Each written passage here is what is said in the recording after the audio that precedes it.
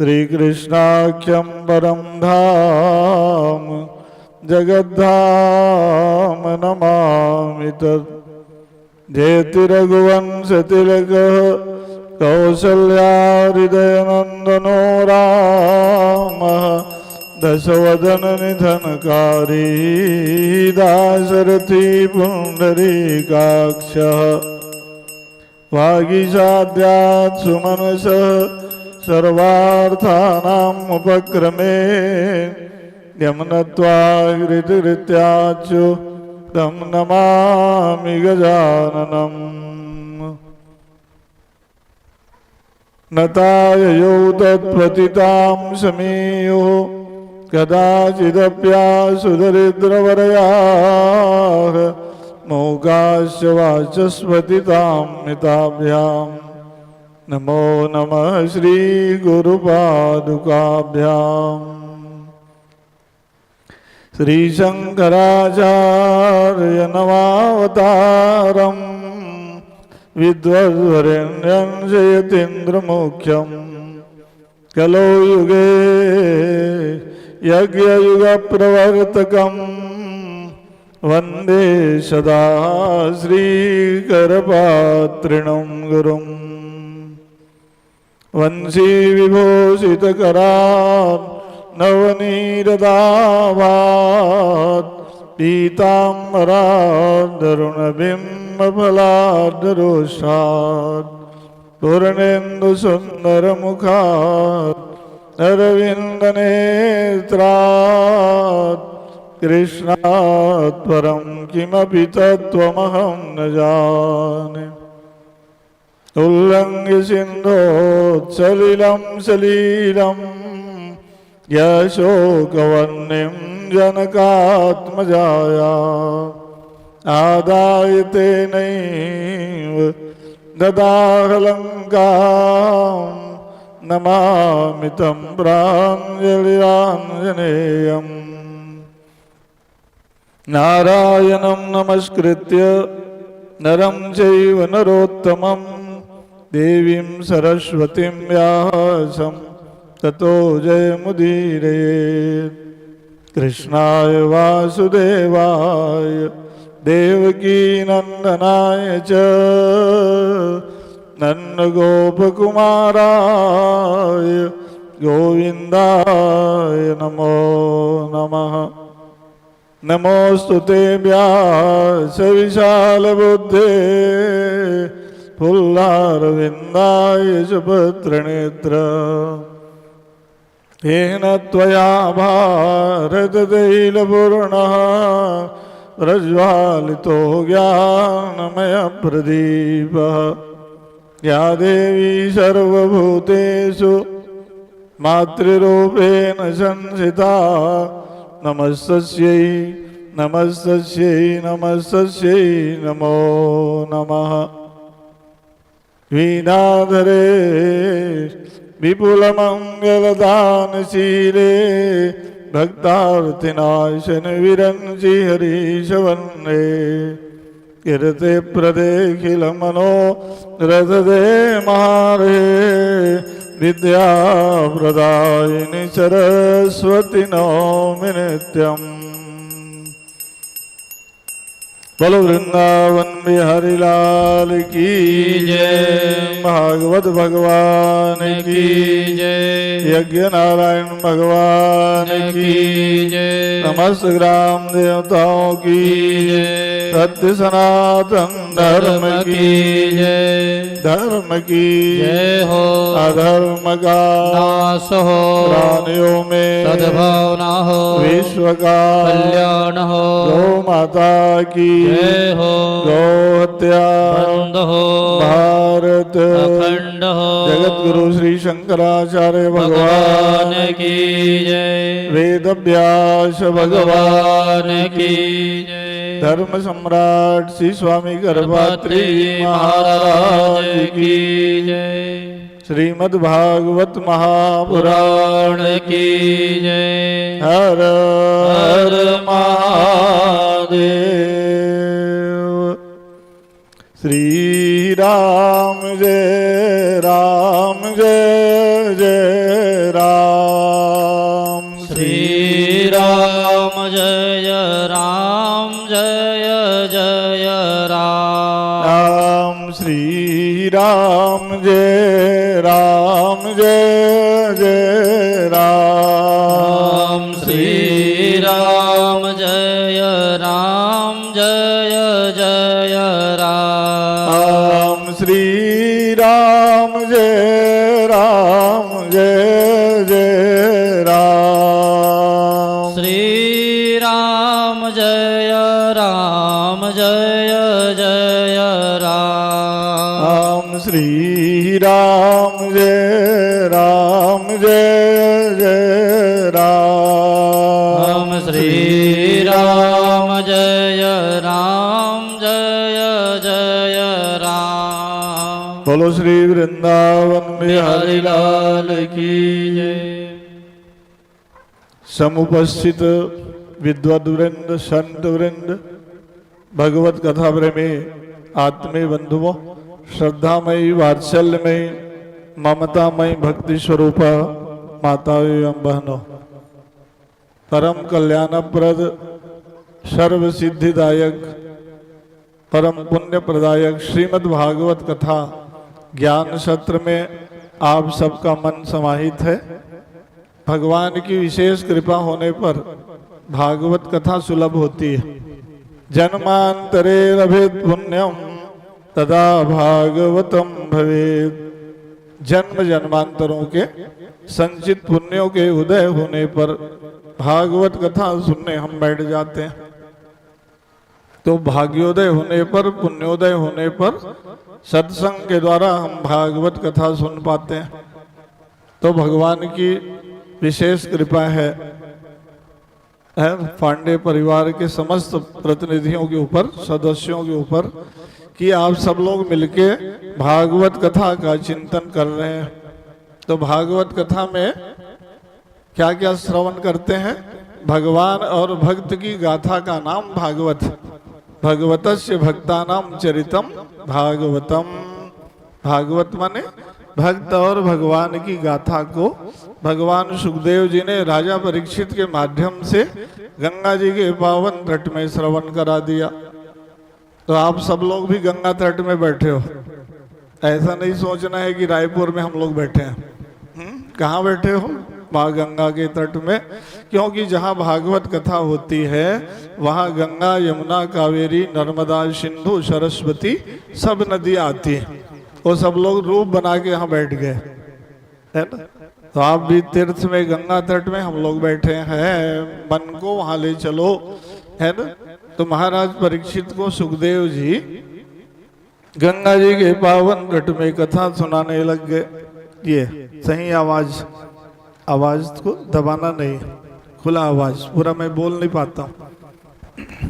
तो मैं ये बता रहा था कि गंगा जी के पावन तट में महाराज परीक्षित जब हाथ जोड़ के बैठ गए। अच्छा, और क्या सुनना है परीक्षित? कहा महाराज मेरा कान बड़ा तृप्त है, आप भगवान की कथा लीला को सुनाते रहो। बोले कल आप सबने वाराह अवतार की कथा श्रवण की कि भगवान यज्ञ वाराह बन के आ जाते हैं, है ना। जब जब पृथ्वी में संकट आता है, थोड़े बहुत छोटे संकट को संत महात्मा ज्ञानी विद्वान लोग सुधार देते हैं। जब बड़ा आपदा विपदा आता है ना, जिसका निवारण भक्त लोग नहीं कर पाते, तो फिर भगवान को आना पड़ता है ना। लोभ प्रवृत्ति ज्यादा बढ़ जाए तो भगवान की आराधना करो। लोभ के शमन के लिए भगवान वाराह आए, यज्ञ वाराह। सत्कर्म के द्वारा आप संतोष रूपी धन प्राप्त कर सकते हो। बहुत पाने पर भी जिसको संतोष ना हो उसी को कह दिया गया हिरण्याक्ष। अध्यात्म में, अध्याक्ष में क्या बोलते हैं? हिरण्याक्ष माने लोभ प्रवृत्ति। जिमि प्रतिलाभ लोभ अधिकाय। बहुत पाने पर भी जिसको संतोष ना हो, सही, तो हिरण्याक्ष की प्रवृत्ति को मारना है। हिरण्याक्ष को तो भगवान ने मार दिया तो लोभ प्रवृत्ति का शमन कैसे होगा? सत्कर्मानुष्ठान के द्वारा होगा, आराधना से, उपासना से, भक्ति से, है ना, यज्ञ के द्वारा आप लोभ का शमन कर सकते हो। तो राजा परीक्षित ने कहा, महाराज मनु के 3 कन्या और 2 पुत्र हुए, उनकी सब गाथाओं को मैं सुनना चाहता हूं। बोल तो रुचि नाम के प्रजापति के साथ आकुति की विवाह संपन्न करा दिए। आकुतिम रुचि दद्यात् भागवत में लिखा है ना। तो देवहूति नाम की कन्या थी। अब महाराज मनु सम्राट थे उस समय के, भारत के नहीं, पूरे विश्व के राजा होते थे भारत के। क्या भाई, महाराज मनु जानते हो अयोध्या के सम्राट थे। अयोध्या जो है पूरे विश्व की राजधानी थी। भूमि सप्त सागर में खला, भारत के राजा 7 द्वीप के मालिक होते थे उस समय। न वहाँ क्रिश्चियन था, न मुसलमान, न पारसी, न यहूदी, पूरा सनातन धर्मियों का ही देश विश्व जो है 7 द्वीप के मालिक होते थे भारत के राजा। देख रहे हो? तो उस समय की आप कथा सुन रहे हो। एक छत्रपति सम्राट महाराज मनु, उसकी 3 कन्या आकुति, देवहूति और प्रसूति। देवहूति नाम की कन्या हुई। देवहूति का अर्थ क्या होता है? देवान आहवैती तिसा देवहूति, जो अपने गोद में भगवान को पुत्र बना ले उसका नाम देवहूति। देवता भी चाहते हैं कि ऐसे माँ के गोद में हम पुत्र बन जाएं। ये कथा में क्या हुआ कि कर्दम नाम के ऋषि हुए। छाया या कर्दमो यज्ञ, 10,000 साल तक कर्दम ऋषि ने तपस्या किया। ये मूल श्लोक में लिखा है भागवत, समादस सहस्राणी, 10,000 साल की तपस्या। तपस्या करते करते ओ लीन हो गए हो अपने आप। तो बहुत ज्यादा तपस्या करोगे तो भगवान फिर आते हैं। भगवान ब्रह्मा जी प्रकट हो गए, वरदान मांगो। कर्दम जी बढ़ो तप किए हो। बोल भाई सतयुग जो है तपस्या का युग था, नहीं 10,000 20,000 साल लोग बैठे रहते थे। अभी तो हम लोग 10 दिन नहीं बैठ सकते ना। एक दिन उपवास रहते हैं। तो रिंकू व्यवस्था किया है, ड्राई फ्रूट खाओ, फल फ्रूट खाओ, जूस पियो, या इतने प्रकार की व्यवस्था है। एक दिन एकादशी रहते हो, 4 बार फलहार दबाना है। तपस्या है ही नहीं, साधना का बल कमजोर। कलयुग में अन्न वही प्राणा, अन्न में प्राण है। कलिकाल में अन्न त्याग के आप ज्यादा दिन नहीं रह सकते हो। फलाहार में रहना, दूध पी के रहना, जूस पी के रहना, कितना दिन रहोगे आप है? और सतयुग में देख रहा 10,000 साल बीत गया, लगाए ध्यान अपना बैठे। भगवान ने कहा रे इसके पास जाना पड़ेगा, ये तो बड़ा कठोर तप करता है। वरदान मांगो बोले ना, तो कर्दम ऋषि का नेत्र खुला। भगवान को देख के वो पुलकित हो गया, मेरी तपस्या पूर्ण हो गई प्रभु, मैं तो आपके दर्शन के लिए तपस्या कर रहा था, कुछ पाना नहीं है। बोले कुछ मांगना नहीं। बोले भारत के भक्त बड़े चतुर होते हैं। भगवान ने कहा भाई मेरा दर्शन अमोघ है बेटा, अरे कुछ तो मांगेगा। बोले मांगने से प्रेम घट जाएगा। बोले देख ना, कुछ जहां आपसे मैं मांगा कि मेरी भक्ति कमजोर हो जाएगी। बोले या चाह घटे जब ही कछु मांगत, प्रेम घटे नित ही घर जाए, उद्यम से दारिद्र घटे, हरु पाप घटे हरि के गुण गाए। संत लोग गाते हैं कि नहीं? प्रेम घट जाएगा मांगने से। भगवान से बार बार ज्यादा मांगते रहोगे ना, प्रेम कम होगा कि नहीं? भगवान समझ जाते हैं, बड़े चतुर भक्त हैं। बोल आ जाते हैं मेरे पास, अपनी अपनी कामना रख के चले जाते हैं। बोल मैं मंदिर जाते हो, भगवान के पास जाते हो तो क्या क्या बोलते हो? भाग्य बिहारी से, हनुमान जी के पास, शिव जी के पास, गणेश जी के पास हम अपनी लौकिक कामनाओं को बता के चले आते हैं, हमारा ये काम पूर्ण हो जाए प्रभु। बोल है नहीं? भगवान चाहते हैं कि भाई मेरा ऐसा कोई भक्त मिले जो निष्काम श्रेणी का भक्त हो, जिसकी पाने के चाह खत्म हो जाए। बोल इच्छा शक्ति, इच्छा का बीज अंकुर जब तक रहता है तो व्यक्ति को बार बार जन्म लेना पड़ता है। बीज को मिटाने के लिए ही तो भगवान की भक्ति करना चाहिए।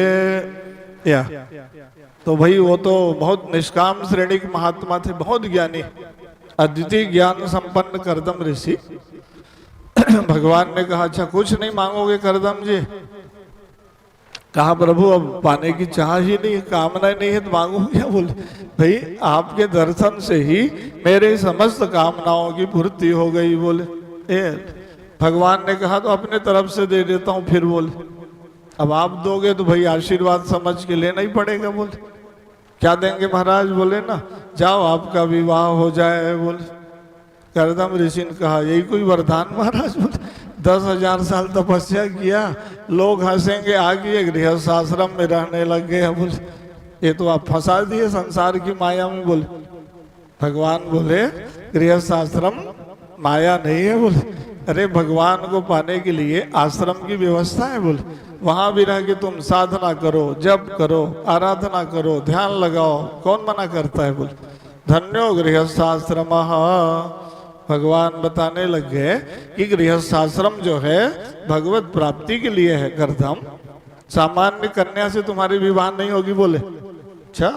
कहा वो देवहूति नाम की कन्या है, महाराज मनु की बेटी है। बोले ऐसी दिव्य कन्या जिसके गोद में भगवान भी पुत्र बनना चाहते हैं। बोले प्रलोभन दे दिए है ना?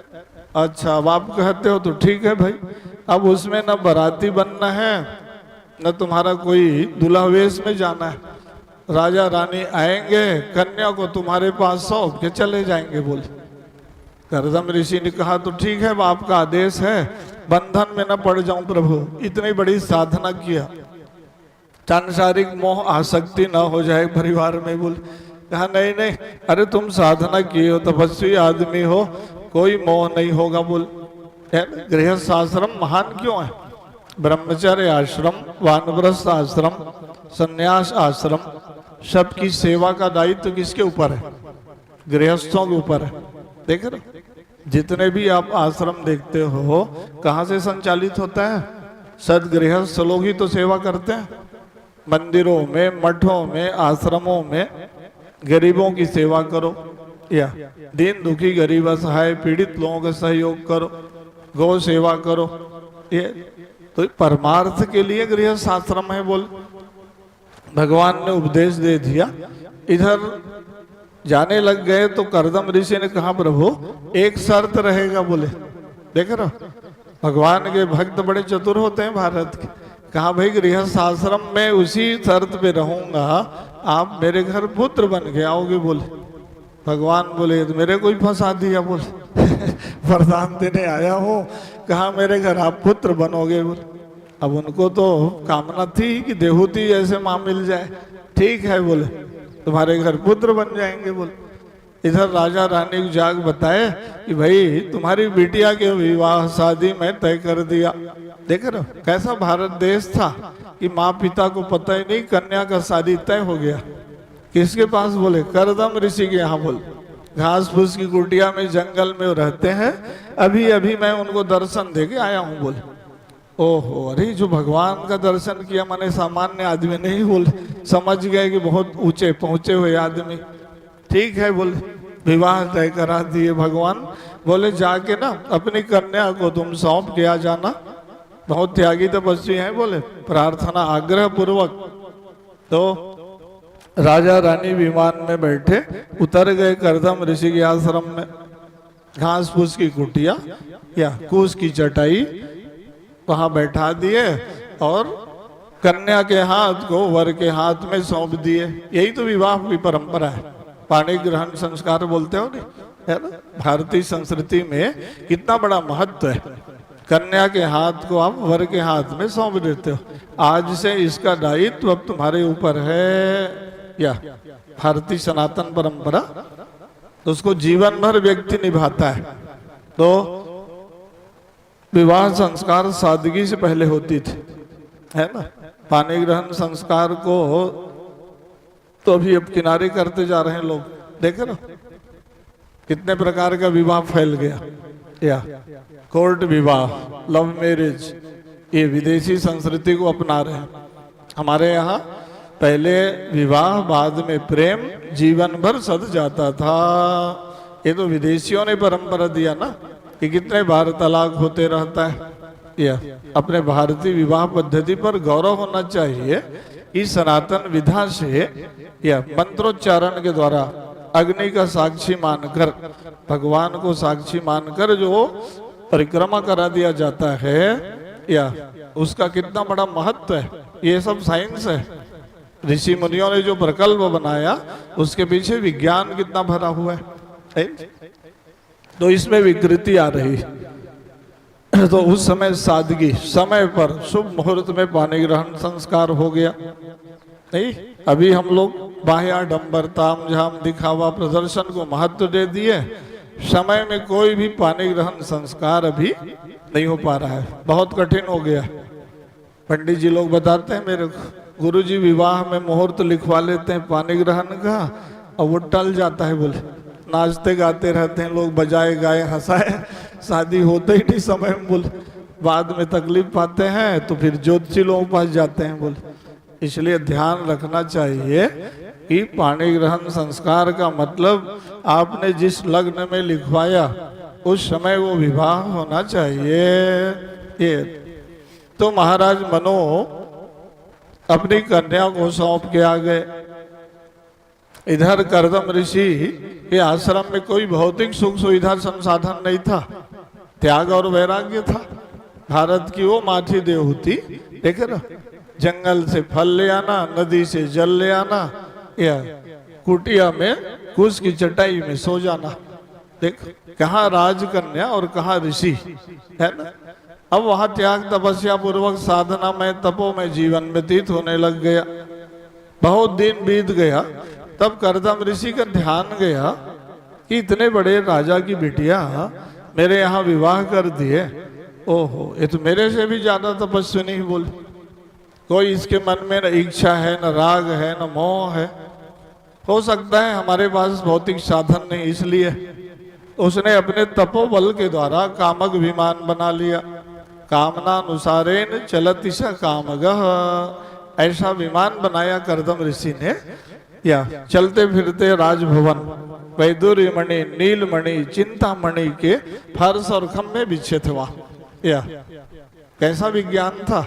तपोबल के द्वारा जैसे ही संकल्प किए, विमान बन के खड़ा हो गया। जो मन में कामना करते थे वही वहां प्राप्त हो जाता था। देख रहे, संकल्प बल के द्वारा। वो उस समय ना उनको पायलट चाहिए, ना हवाई पट्टी चाहिए, ना पेट्रोल चाहिए। अभी का फ्लाइट बना तो लिए, कीमती कितना है? उस समय खर्चा नहीं था। संकल्प पढ़ते थे मेरा विमान जापान में उतर जाए। ये जापान पहुंच गया उनका फ्लाइट जो है।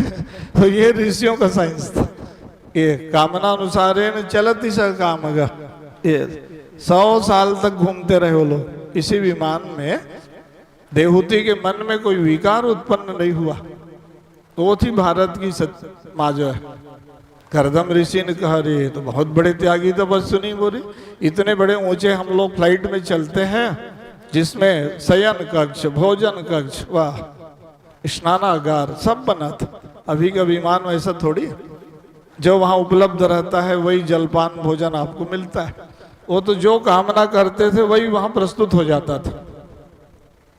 ऐसे विमान में उड़ने पर भी कोई भौतिक विकार उत्पन्न नहीं हुआ। कर्दम ऋषि ने फिर तपोबल के द्वारा एक दिव्य सरोवर बनाया। और उस सरोवर में मंत्र और औषधि का प्रयोग किया। तब देवहूति माँ की महिमा को पुराणों में गाया जा रहा है। लाखों साल पहले की आप कथा सुन रहे, भारत की मातृशक्ति में कितनी बड़ी क्षमता थी। या पातिव्रत धर्म का प्रभाव कितना था, है नहीं? सदाचार का, संयम का, तप का बल बहुत ऊंचा।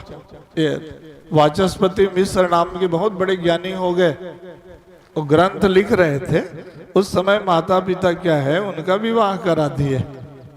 विवाह हो गया तो वो पुस्तक पूरा नहीं लिखाया था।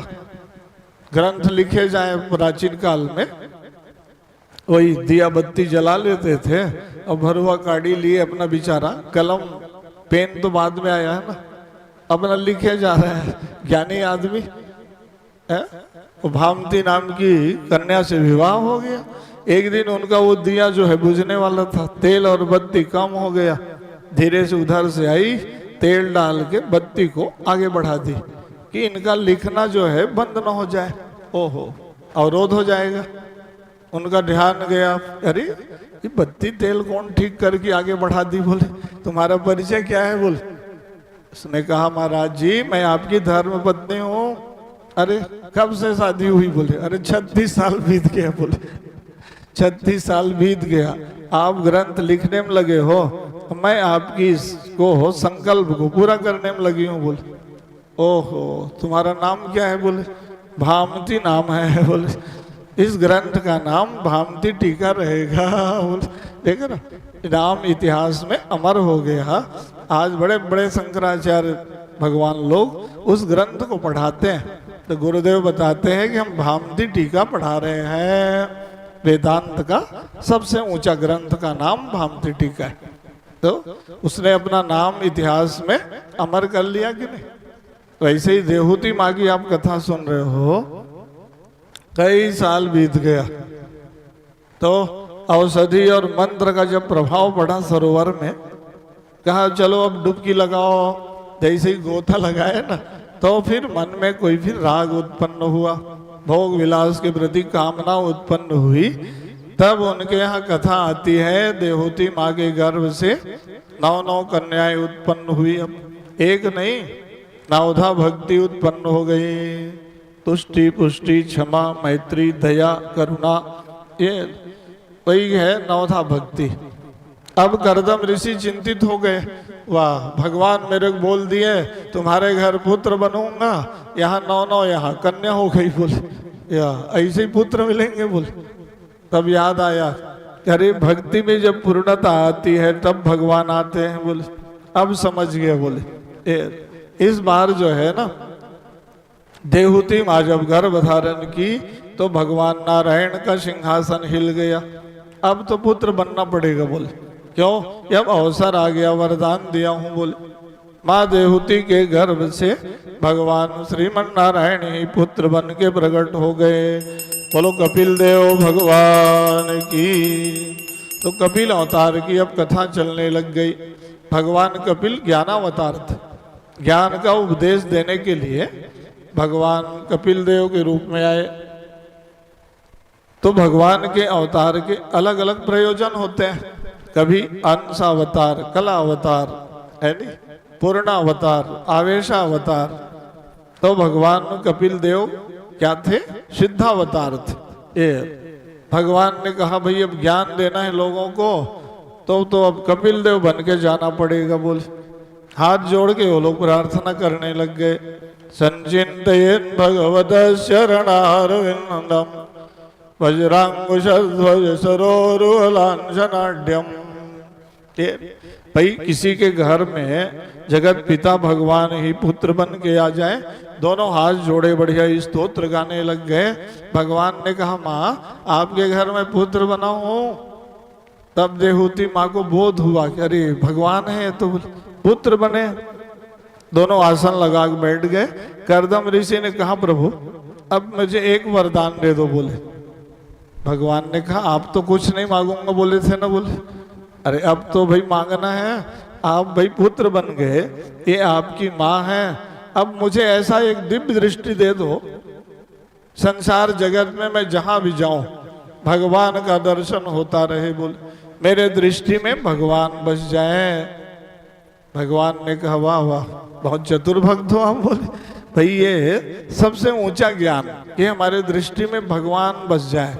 जीत देखो तीत श्याममयी है, भगवान का दर्शन सब जगह होने लग जाए, ये तो समस्त ज्ञान का साधना का यही फल है। बोल गाते हो ना आप लोग रामायण में, किसी राम में सब जग जानी, करऊं प्रणाम जोरी जुग पानी। सारा जगत श्री राममय बन जाए तो भाई बोलना तो ठीक है, लेकिन व्यवहार में आप भेद करते हो कि नहीं? गौ माता की पूजा करते हो, कुत्ता बिल्ली को डंडा से मारते हो तो श्री राममय वाला दृष्टि कहाँ है? वो तो बहुत ऊंचा जब ज्ञान प्राप्त हो जाता है तब आपका व्यवहार समान हो पाएगा। अभी जो भेद करते हैं वो व्यवहार को साधने के लिए है ना। तो कहा ठीक है, आपकी दृष्टि में सब जगह भगवान बस जाए, आशीर्वाद दे दिए। वो अपना जंगल निकल गए और ध्यान करते करते अपने लीन रहते थे, योगी बन गए। सब जगह सब में भगवान को देखना। यो माम पश्यति सर्वत्र सर्वम च मयि पश्यति, ये सब जगह सब में भगवान को देखना। अब इधर देहूती माँ और कपिल देव भगवान बैठ गए। यहीं पर कपिल गीता का उपदेश होने लग गया। भागवत में भी कई गीता गाया गया है नहीं। तो कपिल गीता में भगवान कपिल देव ही वहां प्रवचन देने लग गए। देहूती माँ ने प्रश्न कर दिया कि ये बताओ कपिल देव, भाई ये संसार सागर है तो भव सागर से पार जाने का साधन बता दो। बोले भाई बिना जल का समुद्र है? बोले भाई जल रहता है तो वहां नाव जहाज तोप सब चलता है। अब यहाँ तो है ही नहीं, भव सागर बोलते रहते हो, बोलते हो नहीं संसार सागर से पार जाना है। तो संसार सागर से कैसे पार जाओगे? तब भगवान ने बताया पादारविंदम भव सिन्नुपोतम, भगवान का चरण कमल ही जहाज है माँ। जो भगवत चरणारविंद का आश्रय ग्रहण कर लेता है वो भव सिंधु से तर जाता है। बोल पादारविंदम भव सिन्नुपोतम, तो भगवान का चरण कमल मिलेगा कैसे? बोले देखो अब माँ और पुत्र का संवाद चलने लग गया। तृतीय स्कंद की आप कथा सुन रहे हो। कई अध्यायों में कपिल देव भगवान का चरित्र बताया गया। वहां देहूती माँ ने पूछा कि भगवान का चरण कमल मिलेगा कैसे? बोले कहा माँ उसके लिए अलग अलग साधना है ना। बोले मार्ग बताया गया। कौन कौन से मार्ग हैं भगवान को पाने का? बोले अरे कहा भक्ति मार्ग है, ज्ञान मार्ग है, कर्म मार्ग है, यज्ञ मार्ग है, योग मार्ग है। भिन्न भिन्न मार्ग बताए गए हैं। बोले जिस मार्ग में आप चल के वहां पहुंच जाओ, भाई जाना सबको वही है या गंतव्य एक है, रास्ता भिन्न भिन्न साधन जो है विभिन्न प्रकार की साधना, लेकिन साध्य तत्वता एक है नहीं। भाई आपको दिल्ली जाना है तो आप लोग कितने प्रकार के साधन से जाते हो? आप कोई फ्लाइट से जाता है, कोई ट्रेन यात्रा, कोई कार के द्वारा, सबको वहीं पहुंचना रहता है ना। वैसे ही भगवान के पास सबको पहुंचना है। सबका गंतव्य एक है, लेकिन जाने की क्षमता, जिसके पास जितनी शक्ति सामर्थ्य है उस साधना के अनुसार वहां पहुंच सकते हो। कोई मार्ग छोटा बड़ा नहीं होता माँ। बोले ज्ञानी ज्ञान मार्ग से जाता है, भक्त जो है भक्ति मार्ग का आलम्बन ले लेता है, कर्म योगी कर्म कांडी जो है यज्ञ की साधना के द्वारा भगवान तक पहुंच जाता है।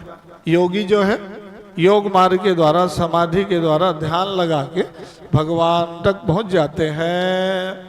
थोड़ा निरूपण करो, बोले समझा के बताओ। बोले माँ पूछने लग गई या पुत्र से वहां संवाद करने लग गई कि बेटा भक्ति क्या है? बोले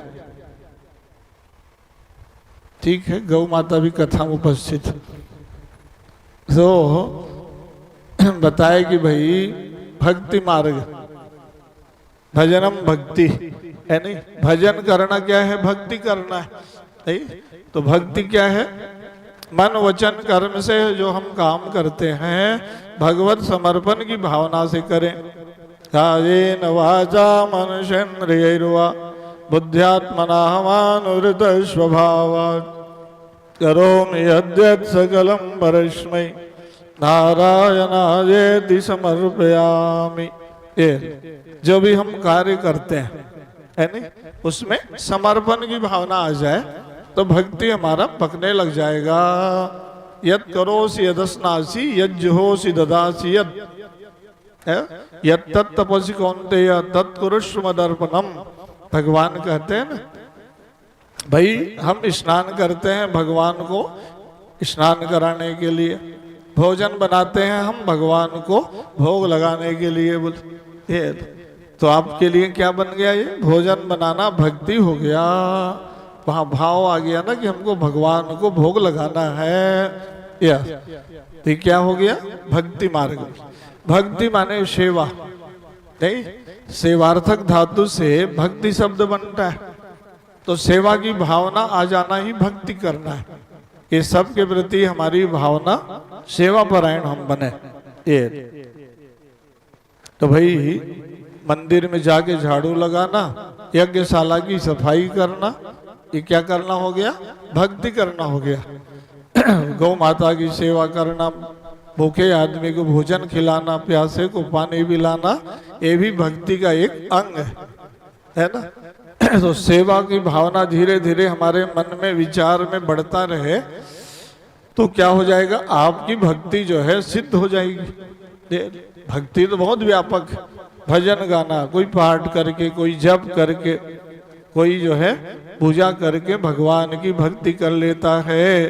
ये तो हर काम को करते हुए हम मन को भगवान के चरणों में लगाने का अभ्यास करते रहे तो भक्ति धीरे धीरे आपका सिद्ध हो जाएगा। ये इसको कह दिए भक्ति मार्ग। सेवा की भावना को हम प्रगल्भता से ज्यादा महत्व दें।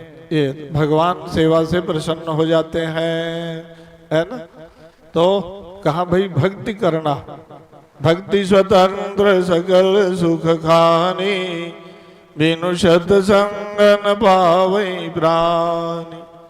सत्संग सभा में आप आगे बैठ गए, कथा सुन रहे हो, ये भी क्या है? भक्ति करना है।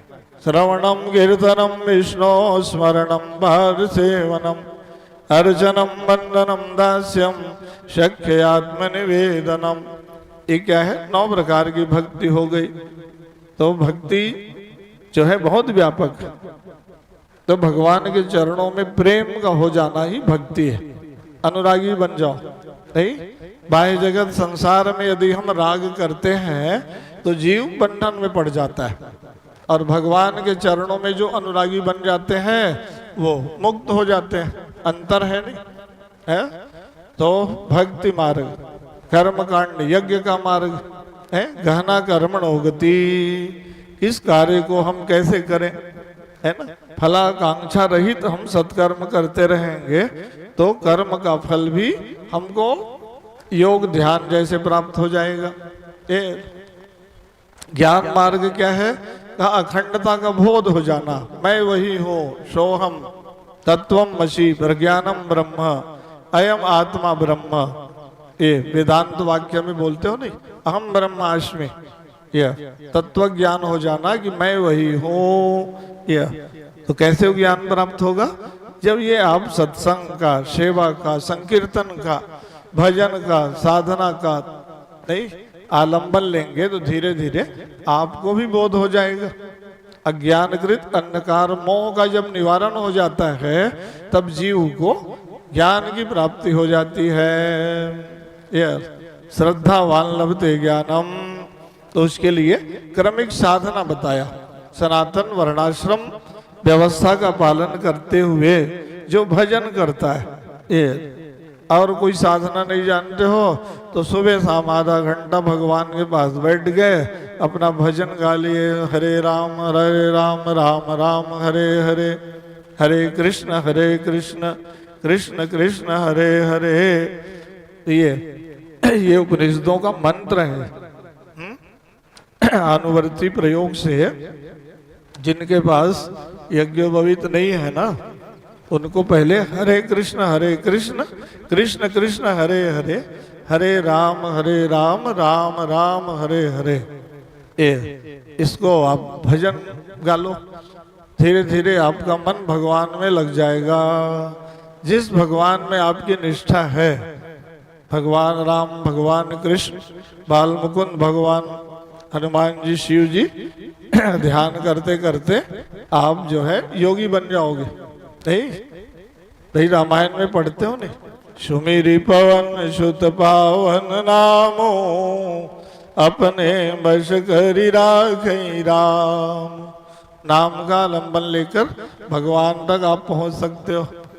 तो भक्ति, ज्ञान, वैराग्य कर्म, ये सब तत्वतः एक है माँ। जिस मार्ग में आपको चलने की सामर्थ्य है, ये योग मार्ग निरूपण किया। यम नियम आसन प्राणायाम प्रत्याहार ध्यान धारणा और समाधि, ये इसको क्या बोलते हैं आप? अष्टांग योग। योग मार्ग में आ गए वह। तो ये कपिल देव भगवान प्रवचन दिए ना, तो उनकी बहुत क्लिष्ट भाषा अध्यात्म में बोलते थे वो। अष्टांग योग क्या है माँ? अरे 5 प्रकार के यम होते हैं, 5 प्रकार के नियम होते हैं। या यम नियम जिसको सिद्ध हो जाता है वो प्राणायाम सिद्ध कर सकता है। प्राणायाम जिसको सिद्ध होता है वो ध्यान लगाने का अधिकारी हो जाता है बोल। लेकिन है बड़ा कठिन माँ बोल। भाई प्राणायाम बोलना सरल है, लेकिन श्वास की गति को खींच देना, फिर श्वास की गति को रोक देना, मंत्र पढ़ना, भगवान का ध्यान करना, पूरा कुंभक रेचक प्राणायाम। कितना बड़ा वहां प्रवचन दिए भगवान कि भाई आपने श्वास की गति को रोक दिया, स्थिर करो। मन को स्थिर करने की साधना का नाम प्राणायाम। इसलिए भाई नाभि कमल में भगवान ब्रह्मा जी का ध्यान करो, प्राणायाम का 52 अक्षर का मंत्र पढ़ो, इतने देर तक मन आपका स्थिर रहे। ये भी शर्त है वहाँ, ध्यान दो आप। श्वास की गति को आपने खींच लिया, नाभि कमल में ब्रह्मा जी का ध्यान किए, मंत्र को भी पढ़े, तब तक आपका मन और चित्त एकाग्र रहना चाहिए। बताओ आप। फिर दोनों नासिका रंध्र को बंद कर दीजिए आप, फिर श्वास को रोके रखना है हृदय प्रदेश में। फिर आप भगवान का ध्यान करो, फिर मंत्र को पढ़ो। बताओ आप, इतने देर तक आपका मन भाई स्थिर रहना चाहिए। हाँ। फिर जब ललाट में भगवान का, फिर शिव जी का ध्यान करो, फिर नासिका रंध्र से धीरे धीरे या श्वास को गति को छोड़ते जाओ, फिर मन की गति को स्थिर रखो। तो ये क्या मतलब? प्राणायाम हो गया, है ना। प्राणायाम के अभ्यास करते करते ऋषि लोग इसीलिए वायु मार्ग में उड़ते थे।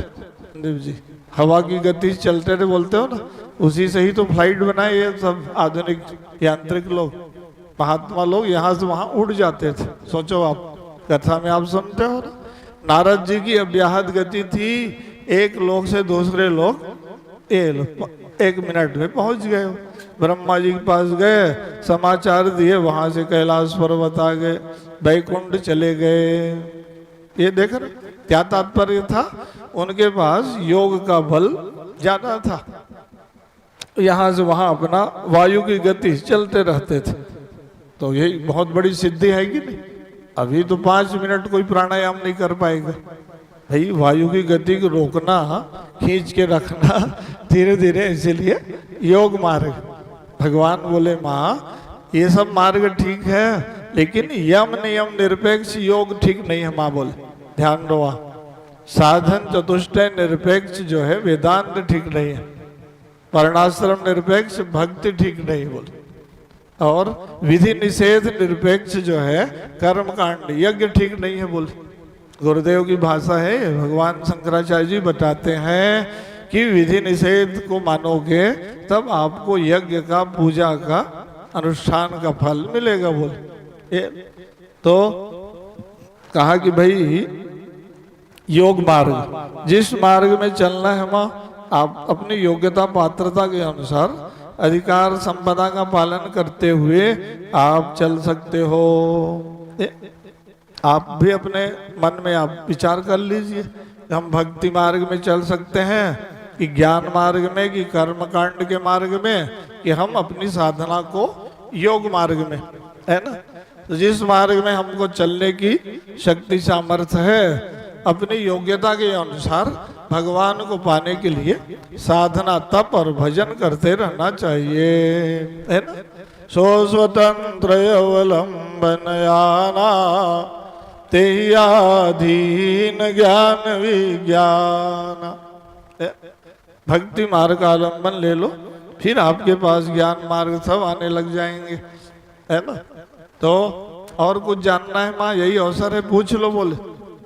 गति और आगति क्या है बोल? बार बार जन्म होना फिर मृत्यु होना, भयाटुए में जीव भटकते रहता है कपिल देव, इससे छुटकारा कैसे मिलता है बोल? हाँ, उसके लिए अंते मति शागति बोल। जैसा शरीर त्यागते समय जीवात्मा का चित्त वृत्ति होता है, वैसे ही उसी योनि में उसको जन्म लेना पड़ता है। या देह त्यागते समय जिसका मन भगवान में लग गया, ये भगवान की कथा में लग गया, भजन में लग गया, फिर कहाँ उसका जन्म होगा बोल, है ना? तो इसलिए ना ये सब अभ्यास करते रहते हो। भाई हम लोग भागवत कथा गा रहे हैं, आप भागवत कथा सुन रहे हो, किस लिए? कि भैया हमको फिर से बार बार जन्म नहीं लेना पड़ जाए। अकृतार्थ जीव को जन्म लेना पड़ता है। इसी जीवन में जो कृतकृत्य हो जाता है ना, मैं जानना था जान लिया, पाना था पा लिया, करना था कर लिया, जो अपने मन में विचार बना लिया तो भगवान समझ जाते हैं ओ ये तो सब कृतार्थ हो गया है अपने आप बोले, इसका कुछ जानना पाना शेष नहीं रहा, ये पूर्ण काम बन गया बोले, ये है नहीं? इसी को बोलते हैं पूर्णता प्राप्त कर लेना। ये अंतिम समय में कहीं बुढ़ापा में देखते हो नहीं, वृद्धावस्था आती है तो लोभ बढ़ जाता है, राग बढ़ जाता है, नहीं मोह बढ़ जाता है।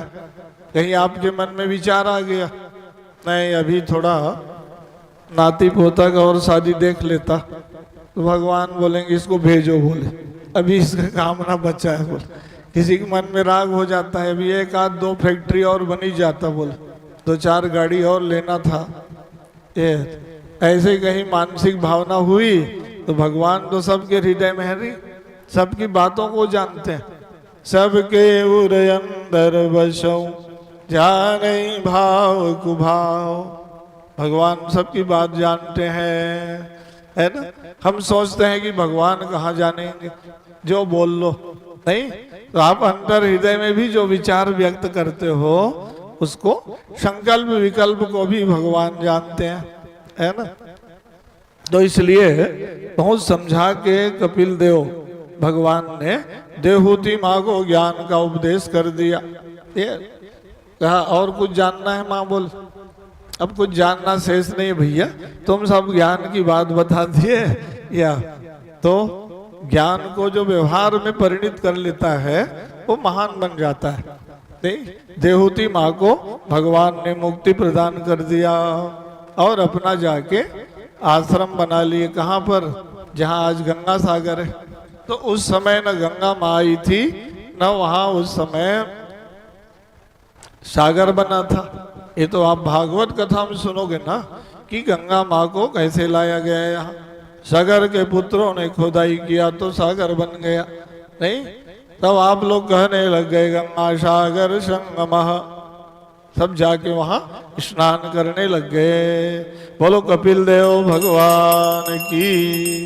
तो कपिल मुनि का आश्रम प्रसिद्ध हो गया। किसी को ज्यादा ज्ञान पाना हो, सिद्धि प्राप्त करना हो तो गंगा सागर के तट में चले जाओ बोले। आज भी उनका स्थान बना हुआ है। मकर संक्रांति में विश्व भर के लोग जाके सब लोग एक डुबकी लगाने के लिए लाखों लोग बेचारे वहां पहुंच जाते हैं। यह है कपिल भगवान की गाथा, है ना? तो भगवान कपिल देव ने इतिहास बना दिया। इधर जो है भगवान सुखदेव जी महाराज राजा परीक्षित को कथा का विस्तार करके बताने लग गए कि भाई आकुति, देहूति और प्रसूति। प्रसूति नाम की कन्या का विवाह दक्ष प्रजापति के साथ संपन्न करा दिया। दक्ष प्रजापति कौन थे? ब्रह्मा जी के अंगूठे से उत्पन्न हुए थे, बहुत प्रतापी आदमी, नहीं? तो जब विवाह संपन्न हो गया तो उस समय उनके यहाँ 10 पुत्र हुए। 10 पुत्रान आधे। 10 पुत्र को उन्होंने कहा कि जाओ बेटा तुम लोग सृष्टि के विस्तार में सहयोग करना, तपस्या करने जाओ बोल। 10 अपने तपस्या में लगे थे बेचारे जंगल में। वहीं पर नारद जी महाराज पहुंच गए। नारद जी ने पूछा क्या करने आए हो तुम लोग? कहा महाराज तपस्या कर रहे हैं। ब्रह्मा जी भेजे हैं सृष्टि के विस्तार में सहभागी बनना बोले। अब नारद जी की बात तो है जानते हो, पूछने लग गए पृथ्वी की लंबाई चौड़ाई कितना है बताओ बोले। अब वो महात्मा लोग नहीं बता पाए, ऐसे सृष्टि करोगे बोले, चलो हमारे साथ आओ महात्मा बन जाओ बोले। भिक्षुर मार्ग प्रदर्शित 10 पुत्रों को सन्यासी बना लिए, चलो जंगल पहाड़ में रहो भजन करो, क्या सृष्टि करोगे बोले। जब मालूम पड़ा ब्रह्मा जी को ना, अच्छा मेरे 10-10 पुत्रों को नारद जी ने महात्मा बना लिया बोले। अच्छा श्राप दे दिया नारद जी को, कहा कि जाओ अधिक देर तक एक जगह तुम नहीं रुकोगे बोले। ये कहा कि फिर से माँ के गर्भ से जन्म लेके आना पड़ेगा ये नारद जी को। इसीलिए दक्ष प्रजापति के यहाँ वेरणी नाम की भार्या से पुत्र बन के आना पड़ा। नारद जी की कई कथा है, ब्रह्मा जी के मानस पुत्र हैं नारद जी, है ना। एक नारद जी हैं जो दासी पुत्र थे, सत्संग में कथा और प्रसाद के सेवन से नारद जी सिद्ध महात्मा बन गए। चातुर्मास हुआ, नारद जी बहुत छोटे थे, बच्चों में संस्कार कैसे पल्लवित होता है ध्यान दो। नारद जी ने बताया कि हमारे देख रहे हो हमारे यहाँ संत महात्मा ज्ञानी लोग आए हैं, तो उस समय क्या है नारद जी बच्चे थे छोटे, घूम घूम के प्रसाद खाते थे और कुछ बात कान में पड़ जाए कथा की हो सुन लेते थे।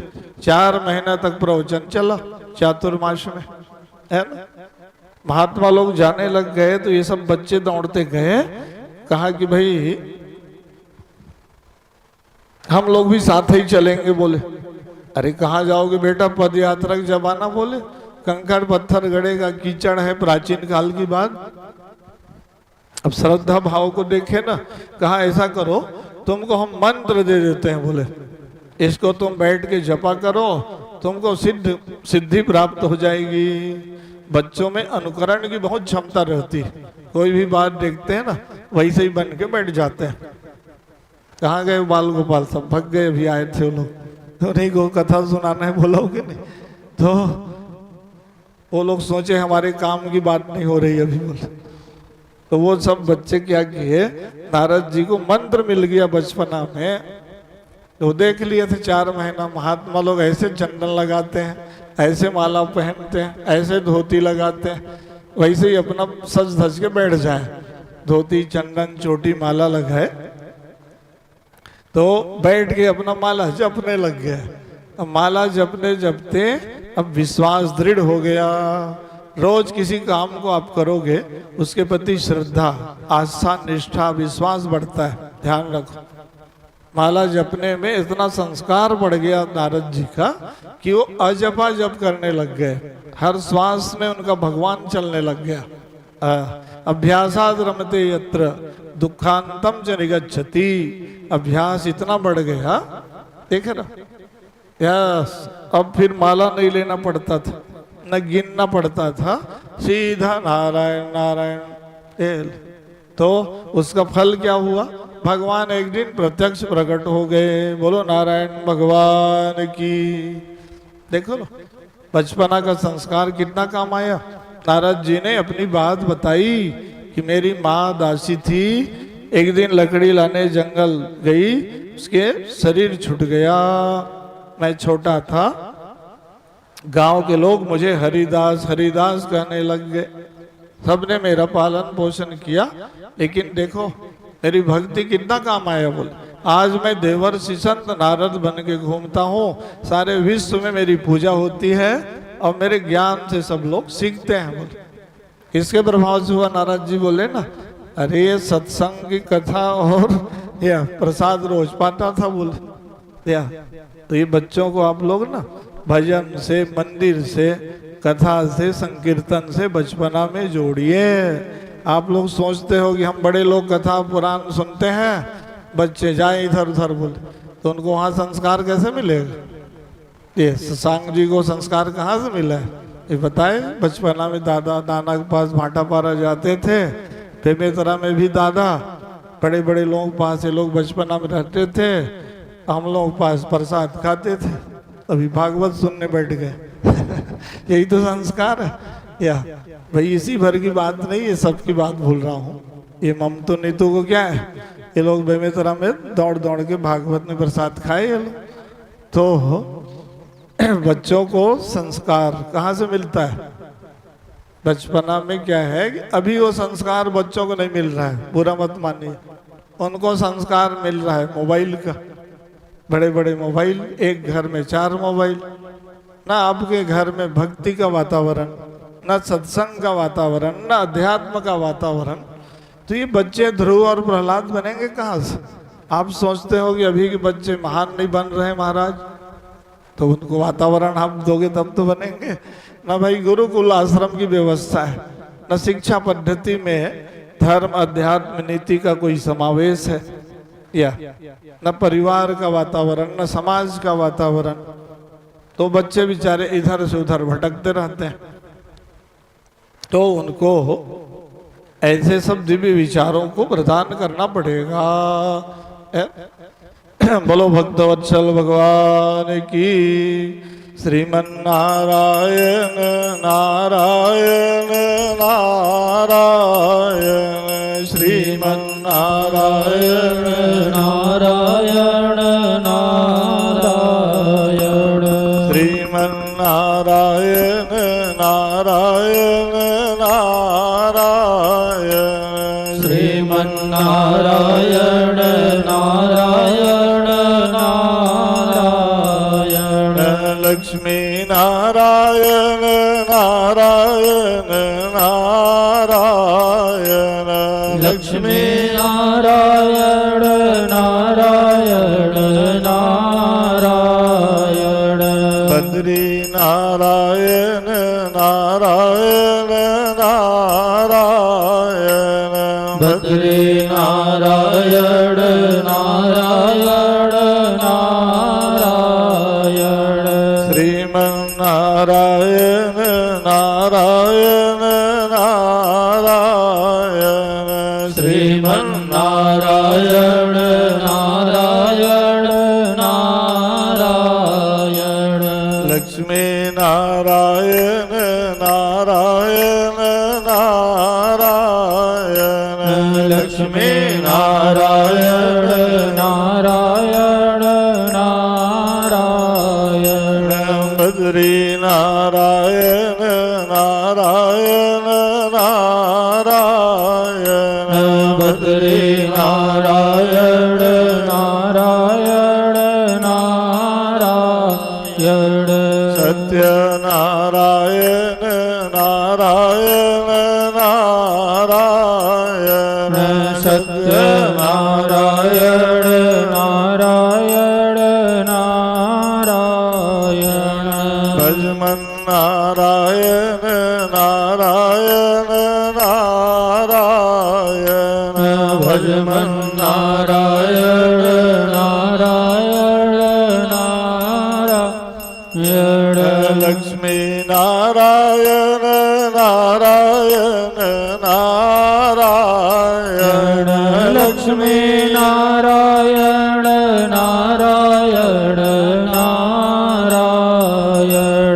सत्य नारायण नारायण नारायण, सत्य नारायण नारायण नारायण, यज्ञ नारायण नारायण नारायण, यज्ञ नारायण नारायण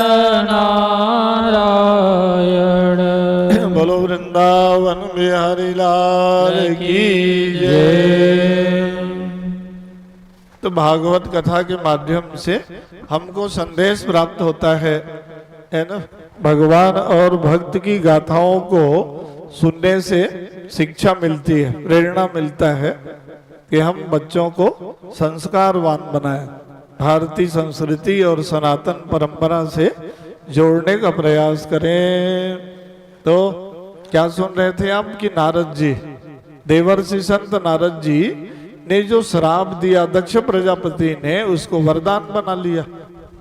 है ना, अधिक देर तक आप एक जगह नहीं रहोगे बोले। नारद जी ने कहा ठीक है, तो हमारा अव्याहत गति हो गई बोले, यहाँ से वहां वो लोकांतरों में घूमते रहते थे। ये आप श्राप दिए तो हम वरदान बना लिए बोले, 2 मिनट में ब्रह्मा जी से मिलके आ जाते थे, फिर वो वैकुंठ लोक पहुंच जाते थे, वैकुंठ लोक से कैलाश पर्वत आ जाते थे। यह वरदान हो गया कि नहीं, है ना। फिर उन्होंने कहा था कि भाई अब जन्म लेना पड़ेगा, तो ठीक है, वीरणी नाम की माता के गर्भ से फिर से जन्म हो गया बोले। इस बार फिर दक्ष प्रजापति ने 60 कन्याएं उत्पन्न की, 10-10 पुत्रों के महात्मा बना देते हैं बोले।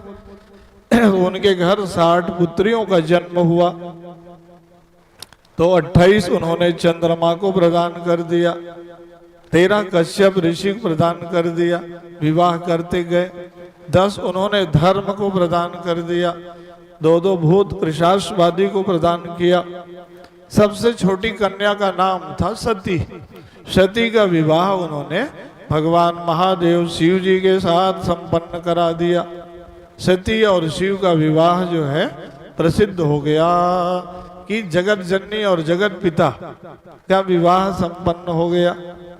तो घटना क्या हुई भागवत में बता रहे कि सती माँ जो है महामाया के सत्यान से उत्पन्न हुई थी। तो प्रश्न कर दिया राजा परीक्षित ने कि महाराज सती जब दक्ष प्रजापति की पुत्री थी तो अपने पिता के घर में ही बताओ जल के भस्म हो गई बोले। इस कथा को इतिहास को बताओ बोले, क्या कारण बन गया कि सती को देहोत्सर्ग करना पड़ गया। तो ये सती शिव चरित्र जो है विभिन्न पुराणों में अलग अलग ढंग से गए है नहीं। वरदान में क्या मांग लिया, आप मेरे घर पुत्री बन के आ जाओ बोले। तो जगत जननी महामाया ही पुत्री बन के आ गई। दक्ष प्रजापति को दुर्वासा ऋषि ने एक माला दे दिया, ध्यान दो आप, नहीं माँ जगदम्बा में चढ़े हुए फूल माला को पहन के दुर्वासा जी आ रहे थे, उधर से जा रहे थे दक्ष प्रजापति, माला को गले में पहना दिया। उस माला को अपना ये पलंग में गए बिस्तर शयन कक्ष में डाल दिए, सांसारिक भोग विलास में लग गया। इस दृश्य को जगत जननी महामाया ने समझ लिया, अरे तो बहुत बड़ा अपमान कर दिया मेरे माला को बोले, इतना बड़ा सिद्ध में माला दिया, वाह। दक्ष प्रजापति को अभिमान हो गया बोले, क्यों कि दक्ष प्रजापति को देवताओं ने ऊंचा पद दे दिया। ध्यान दो आप, प्रजापतियों के नायक बना दिया, आप मुखिया हो बोले।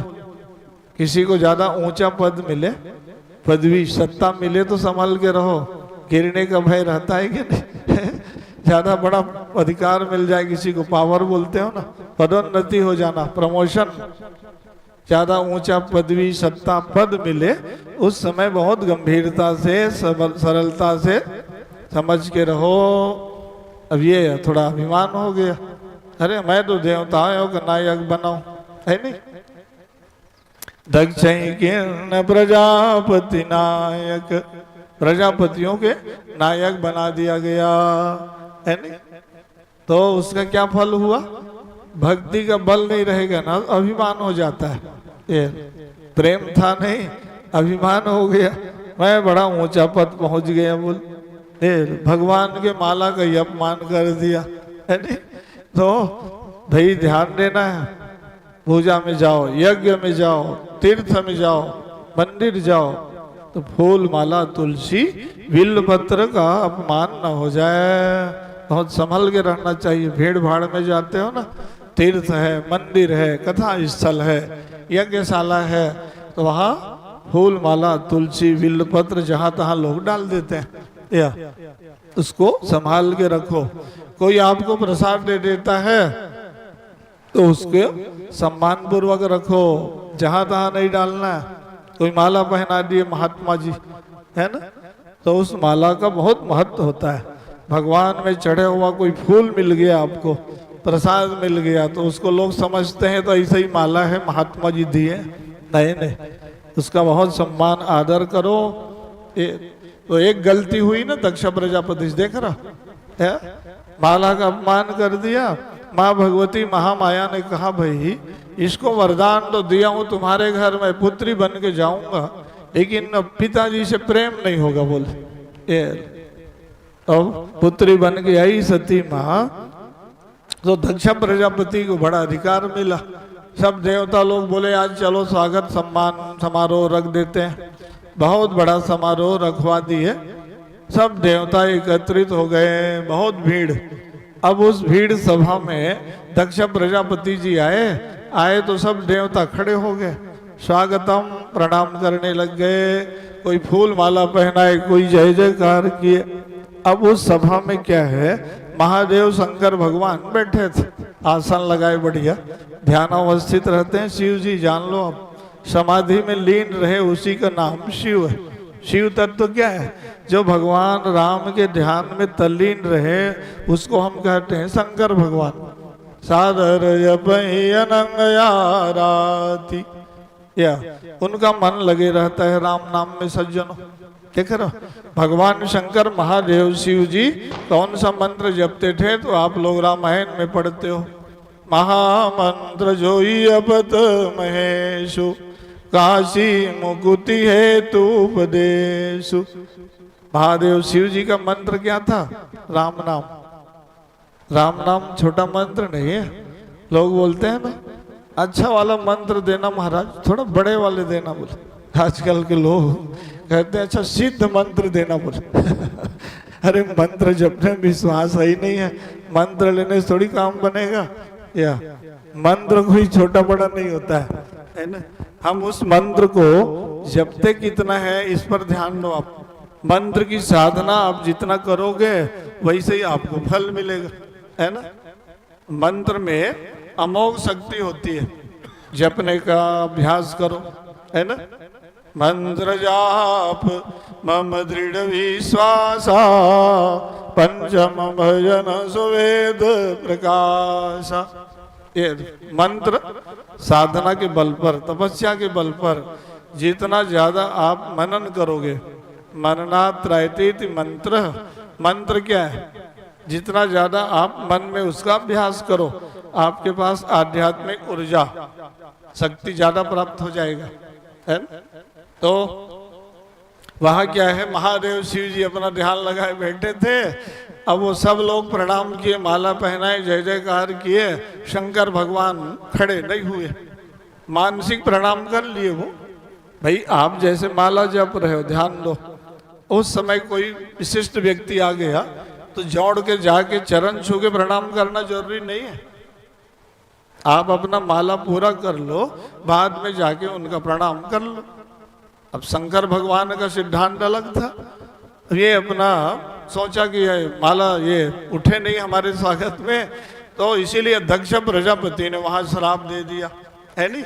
शिव जी को क्या कह दिया, आज से आप स्मशानवासी बन जाओ, चिता भस्म लगाओगे, आज से आप सर्व भिक्षु को आभूषण बनाओगे। अपमान करने की भावना से दक्ष प्रजापति ने लंबा लिस्ट लगा दिया, जाओ आप भूत प्रेत पिशाच तुम्हारे साथी बनेंगे। शंकर भगवान को कोई प्रभाव नहीं पड़ा। महादेव शिव माने जानते हो कल्याण का धाम, शिव माने मंगल का धाम। सारे अरिष्ट मंगल जिनके नाम लेने से मिट जाता है उसी का नाम शिव है ना। शंकर भगवान कौन है? जिनके नाम लेने से दुख आपदा विपदा मिट जाए, या सुख शांति आनंद मिले, उसका नाम शंकर भगवान है ना। तो ये दक्ष प्रजापति समझ नहीं पाया, कह दिया जाओ आप सर्व भिक्षु आभूषण बनेंगे, स्मशान में रहोगे, चिता भस्म लगाओगे। शंकर भगवान ने ये जितने उसने श्राप दे रहा हूं सोचे ना, सबको भगवान शिव जी वरदान बना लिए। महादेव शिव जी के ललाट में चिता भस्म लगने लग गया, है नहीं। बड़े बड़े योगी लोग तरस जाते थे, शिव जी के ललाट से भस्मी का एक कण मिल जाता। बोल भवभूति अंग मसान की, सुमिरत सुहावनी पावनी। अपावन भी जहाँ पावन बन जाए उसी का नाम महादेव, ये जान लो आप, है ना। अपमान को जो सम्मान में परिवर्तित कर दे वो शंकर भगवान। ये भाई अपमान किसका करोगे, भाई शरीर का कि आत्मा का, है ना। महादेव शंकर भगवान तो निर्लिप्त थे, योगी, इसलिए जितना उन्होंने श्राप दिया था, भूत प्रेत पिशाच को साथी बना लिए, सर्व बिच्छी को बड़े बड़े भुजंग लपेट लिए, अपना आभूषण बन गया। अरे तो शंकर भगवान की पूजा ज्यादा होने लग गई। ध्यान दो आप लोग, महादेव शिव जी की ज्यादा पूजा क्यों होती है, विचार करिए आप, है ना। शंकर भगवान ने सारे अपमान को सम्मान बना लिया, अपमान को पी जाओ, है ना। अभी थोड़ा सा किसी कोई अपमान कर देता, फिर बदला लेने की भावना रखते हो, अवसर ढूंढते हैं हम कि कब मौका मिले है तो फिर हम भी इसका अपमान करें। शिव जी कैसे बनोगे आप शंकर भगवान बनना पड़ेगा ना। कौन अपमान कर दिया, कौन कटुवाणी सुना दिया, कौन क्या बोल दिया, सब भूल जाओ बोले। या महादेव शंकर भगवान देख रहे हो, इसलिए पूरे विश्व में ज्यादा पूजा होने लग गई। वाह वाह महादेव कितने महान हो आप बोले। कैलाश गुफा में शिव जी रहते हैं तो मान अपमान सम्मान सब बराबर। ये कौन मेरे पास आया नहीं आया, कौन पूजा किया नहीं किया, कुछ नहीं, अपना बैठे वहां। कहाँ रहते हैं भगवान, हिमालय पर्वत में गुफा खो में रहते हैं। शिव जी से सीखो, भगवान महादेव शिव जी जो है प्रकृति के ज्यादा पुजारी हैं, नहीं, उनको प्राकृतिक संपदा, जंगल पहाड़ नदी सरोवर ज्यादा प्रेम है कि नहीं। लोगों को वो बताने के लिए कि पर्यावरण से प्रेम करो, या प्रकृति की पूजा करो, पर्वतमाला नदी जंगल पेड़ ये सब में भगवान का वास है, ये बताने के लिए ना शंकर भगवान अपना स्थान बना लिए, शांत एकांत में रहते थे और अपना भजन गाते रहते थे। इसलिए उनकी पूजा ज्यादा होने लग गई कि मतलब है कि जो ज्यादा सादगी सात्विकता, ध्यान दो आप, तामझाम बाह्य आडंबर दिखावा प्रदर्शन से जो ज्यादा दूर रहेगा उसका सम्मान ज्यादा हो जाएगा। शंकर भगवान की सरलता है नहीं, अपने पास उन्होंने रख लिया त्याग और वैराग्य को, बांट दिया सारा वैभव सब देवताओं को। या महादेव शंकर भगवान ने पार्वती माँ को बताया था कि भाई हम लोग देवताओं के प्रमुख हैं, पार्वती सारा वैभव ऐश्वर्य दे दिए सबको, अपने पास हम लोग रख लिए सेवा को, बोले परोपकार को, सरलता को, सादगी को, सहजता को, तो हमारी पूजा ज्यादा होती है बोले। नहीं तो महादेव शंकर भगवान बड़े अद्भुत। तो वहां मैं कथा में निरूपण कर रहा था कि शराब दे दिया, लेकिन जब उन्होंने कहा कि भाई यज्ञ में आज से आपको नहीं बुलाया जाएगा बोले, फिर नंदी को फिर सहन नहीं हुआ, भगवान के दूत है, वहां नंदी ने भी कह दिया जिस यज्ञ में महादेव शिव जी को नहीं बुलाया जाएगा, ध्यान से सुनो बोले, तुम्हारा मस्तक धड़ से अलग हो जाएगा। भगवान शंकर ने कहा रे अब तो काम बिगड़ गया बोले, हमारा शिष्य भी बोलने लग गया बोले, एक तरफा अभी तक यही बोल रहा था, अरे क्या हो गया नंदी क्यों नाराज हो गए बोले, अरे बहुत बोलता है प्रभु देखो ना ये बोले, आप तो बड़े सहनशील हो, अब हमसे सहन नहीं हुआ ना, भाई भगवान का अपमान, हम भक्त हैं बोले कैसे सह लेंगे बोले। उसने हम भी कह दिए जाओ तुम्हारा धड़ मस्तक से अलग हो जाएगा बोले, ओहो काम बिगड़ गया बोले। शंकर भगवान ने कहा अब तो हमारा नंदी भी बोल दिया बोल। इसलिए रामायण में आप लोग पढ़ते हो ना, बहुत पुरानी गाथा कि हरिहर निंदा सुनई काना, ओई पाप घोघात समाना, काटे जीभ चले जो बसाई, श्रवण मोदिन त चले पराई। है ना, हरि और हरि की निंदा नहीं सुनना चाहिए, कोई निंदा करे तो सुनो भी मत बोले। हाँ वश चले तो जीवा काट दो, नहीं चले तो कान में उंगली लगा के चुपचाप चले जाओ बोले। उसने कहा भैया हम तो बदला लेने वाले भगत हैं बोले चुपचाप जाने वाले नहीं बोले। हाँ आज भी आवश्यक है, वेद पुराण शास्त्र की कोई निंदा करे उनको समझाने का प्रयास करो। अपने भारतीय संस्कृति का कोई अपमान करे या भाई वेद पुराण शास्त्र रामायण गीता महाभारत उसके बारे में नहीं जानते हो तो उसकी आलोचना मत करो, इधर उधर बोलो मत, अनर्गल प्रलाप नहीं, जानने का प्रयास करो, जिज्ञासा करो कि उसका तात्पर्य क्या है, रहस्य क्या है, अर्थ क्या है। गुरुओं के पास जाओ, बड़े लोगों के पास जाओ, ज्ञानियों के पास जाओ, उसका तात्पर्य और अर्थ समझो। बोलने से थोड़ी काम होगा। अपनी ही संस्कृति का, अपने देवी देवताओं के बारे में लोग बोलने लगते हैं। अरे भगवान के बारे में, देवी देवताओं के बारे में जानते क्या हो? तुम्हारे पास एक अक्षर का ज्ञान नहीं, बोलने चलते हैं देवी देवताओं के बारे में, है ना? नहीं नहीं, व्हाट्सएप के जमाना है आजकल, बड़े सोशल मीडिया, कुछ भी बोले जा रहा है। हिंदू धर्म के बारे में जानना कुछ नहीं, अपने धर्म संस्कृति के बारे में दूसरे लोग बोले तो फिर उसका जवाब दो अच्छी तरह से। अपने पास तैयारी होना चाहिए, अपने सनातन धर्म के बारे में सबको जानना चाहिए कि हमारी संस्कृति क्या है, परंपरा क्या है, उसका महत्व क्या है। दर्शन, विज्ञान और व्यवहार तीनों दृष्टि से उसकी उपयोगिता क्या है ना? कंप्यूटर, रॉकेट साइंस, विज्ञान के युग में सनातन धर्म की उपयोगिता और आवश्यकता पर गोष्ठी होना चाहिए। युवा पीढ़ी को, बच्चों को बताना चाहिए कि हमारी संस्कृति विश्व में महान है, पूरे विश्व को दिशा देने में समर्थ है वैदिक साइंस, वेद विज्ञान, है ना? अब ये बच्चे बेचारे जानते नहीं तो उसके बारे में कुछ भी अपना बोले जाते हैं। उनको आप समझाओगे अच्छी तरह से तो वो उसके बुराई आलोचना में, विपक्ष में नहीं बोलेंगे, बोल नहीं सकते, है ना? उसको समझाने वाला व्यक्ति चाहिए। अभी हमको रिंकू जी बोल रहे थे कि आचार्य जी आपके प्रवचन के बाद फिर कुछ किसी का संशय रह जाए, जिज्ञासा, तो फिर उसको अवसर आप दीजिए। किसी को कथा समझ में नहीं आई, कोई बात नहीं जान पाया तो वो कैसे काम बनेगा? तो हमने कहा भाई उसके लिए समय निर्धारित रहेगा हमारे पास, सुबह, है ना, 10:30 से 11:30 के बीच में 1 घंटा वो बैठ के हमसे कोई भी विषय पर जिज्ञासा कर सकते हैं, हम उनका समाधान करेंगे। किसी भी धर्म, अध्यात्म, संस्कृति, कथा, भगवान पूजन के बारे में जानकारी प्राप्त करें, ज़्यादा से ज़्यादा जिज्ञासा करें।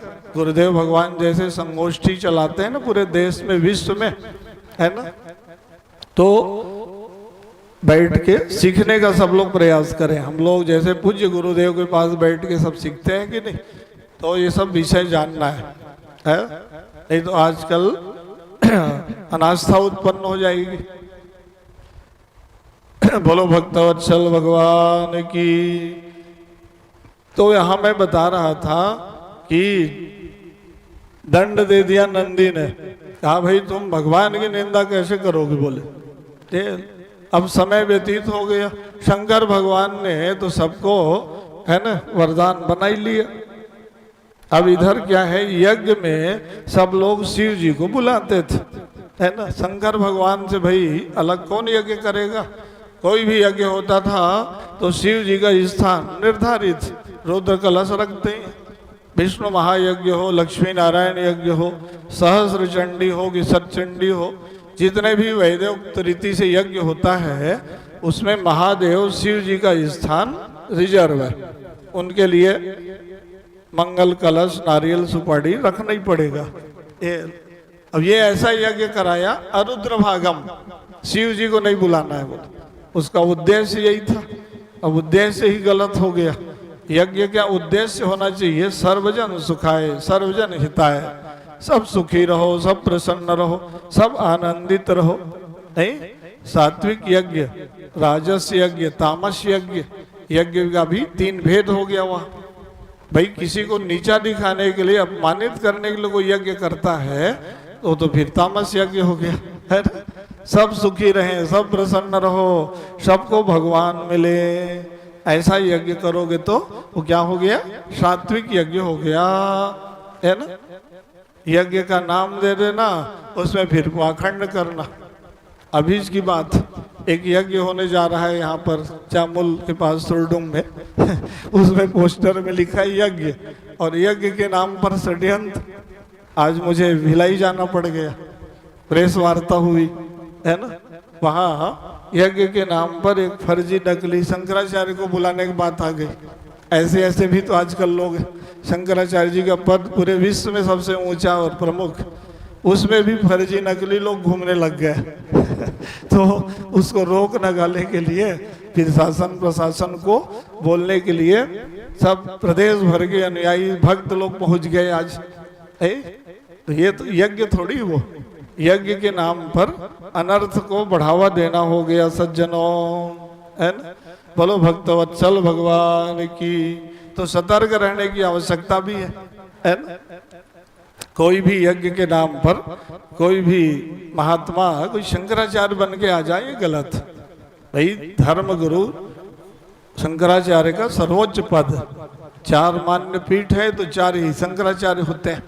अब वहां से कोई भी बन के आ जाएगा, वो भी छत्तीसगढ़ में, देश के सीमा में कहीं भी फर्जी नकली बन के बाबा शंकराचार्य ना घूमे। इसी बात पे हम लोग पूरे विरोध जताए वहां, तो सब शासन प्रशासन ने उस बात को स्वीकार किया कि ठीक है, इस पर सख्त कार्यवाही होगी बोल, है ना।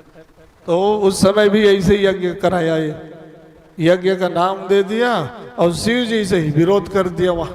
ये तो क्या हुआ, शंकर भगवान के पास जो है सब देवता लोग उतर गए, आकाश मार्ग से सब देवता चले। भाई यज्ञ में सब देवताओं को बुलाया जाता है, नियम है। यज्ञ के द्वारा देवताओं की शक्ति बढ़ती है, जान लो। यज्ञ सेवायाम, यज्ञ पूजायाम। यज्ञ क्या है, जिसमें पूजा और सेवा के द्वारा देवत्व शक्ति को बढ़ाओ, दैवी संपदा जिससे बढ़े उसका नाम यज्ञ है। तो सब यज्ञ देवता में जब देवता लोग आए तो महादेव शंकर भगवान के पास पहुंच गए। बड़े बुजुर्गों से आशीर्वाद लेते रहो। सब देवता उतरे विमान से, भगवान शंकर को प्रणाम किए। कहाँ जा रहे हो सब देवता लोग? अरे बहुत बड़ा यज्ञ हो रहा है कनखल हरिद्वार गंगा तट में, हम लोग जा रहे हैं। अच्छा अच्छा, कौन यज्ञ कराया? बोल बृहस्पति सौ नाम का यज्ञ था वो। कहा कि उस यज्ञ के प्रधान यजमान हैं दक्ष प्रजापति। बोले अच्छा, ओहो बहुत बढ़िया, जाओ जाओ, यज्ञ में जाना चाहिए। बोले शंकर भगवान समझ गए, ओ मेरे को अपमानित करने के लिए यज्ञ रचाया है, लेकिन वहां बोले नहीं, जाओ जाओ सब देवता जाओ, यज्ञ में जाना चाहिए, दैवी शक्ति बढ़ेगा समाज में। बोले जब चले गए ना, तब सती माँ ने वहां पूछा, प्रजापति से स्वसुरस्य साम्प्रतम निर्यापितो यज्ञ महोत्सव किला। हमारे पिताजी दक्ष प्रजापति ने यज्ञ रचाया है और हम लोग कैसे नहीं गए प्रभु? बोले शंकर भगवान ने कहा, सती उनका हमारा आजकल संबंध बिगड़ा हुआ है। बोले अच्छा, कब से बिगड़ गया? बोले आप बताए नहीं कभी। बोले अरे जब भाई अवसर आए तभी कोई बात बोलनी चाहिए। बोले मौका पाके बोलते हो ना तो कहा भाई अवसर आया तब मैं अपनी बात बोल रहा हूँ। बोले अच्छा अच्छा, कब की घटना है? बोले अरे वो ब्रह्म सभा की बात है, सब देवता खड़े हुए, मैं अपना मानसिक प्रणाम कर लिया था।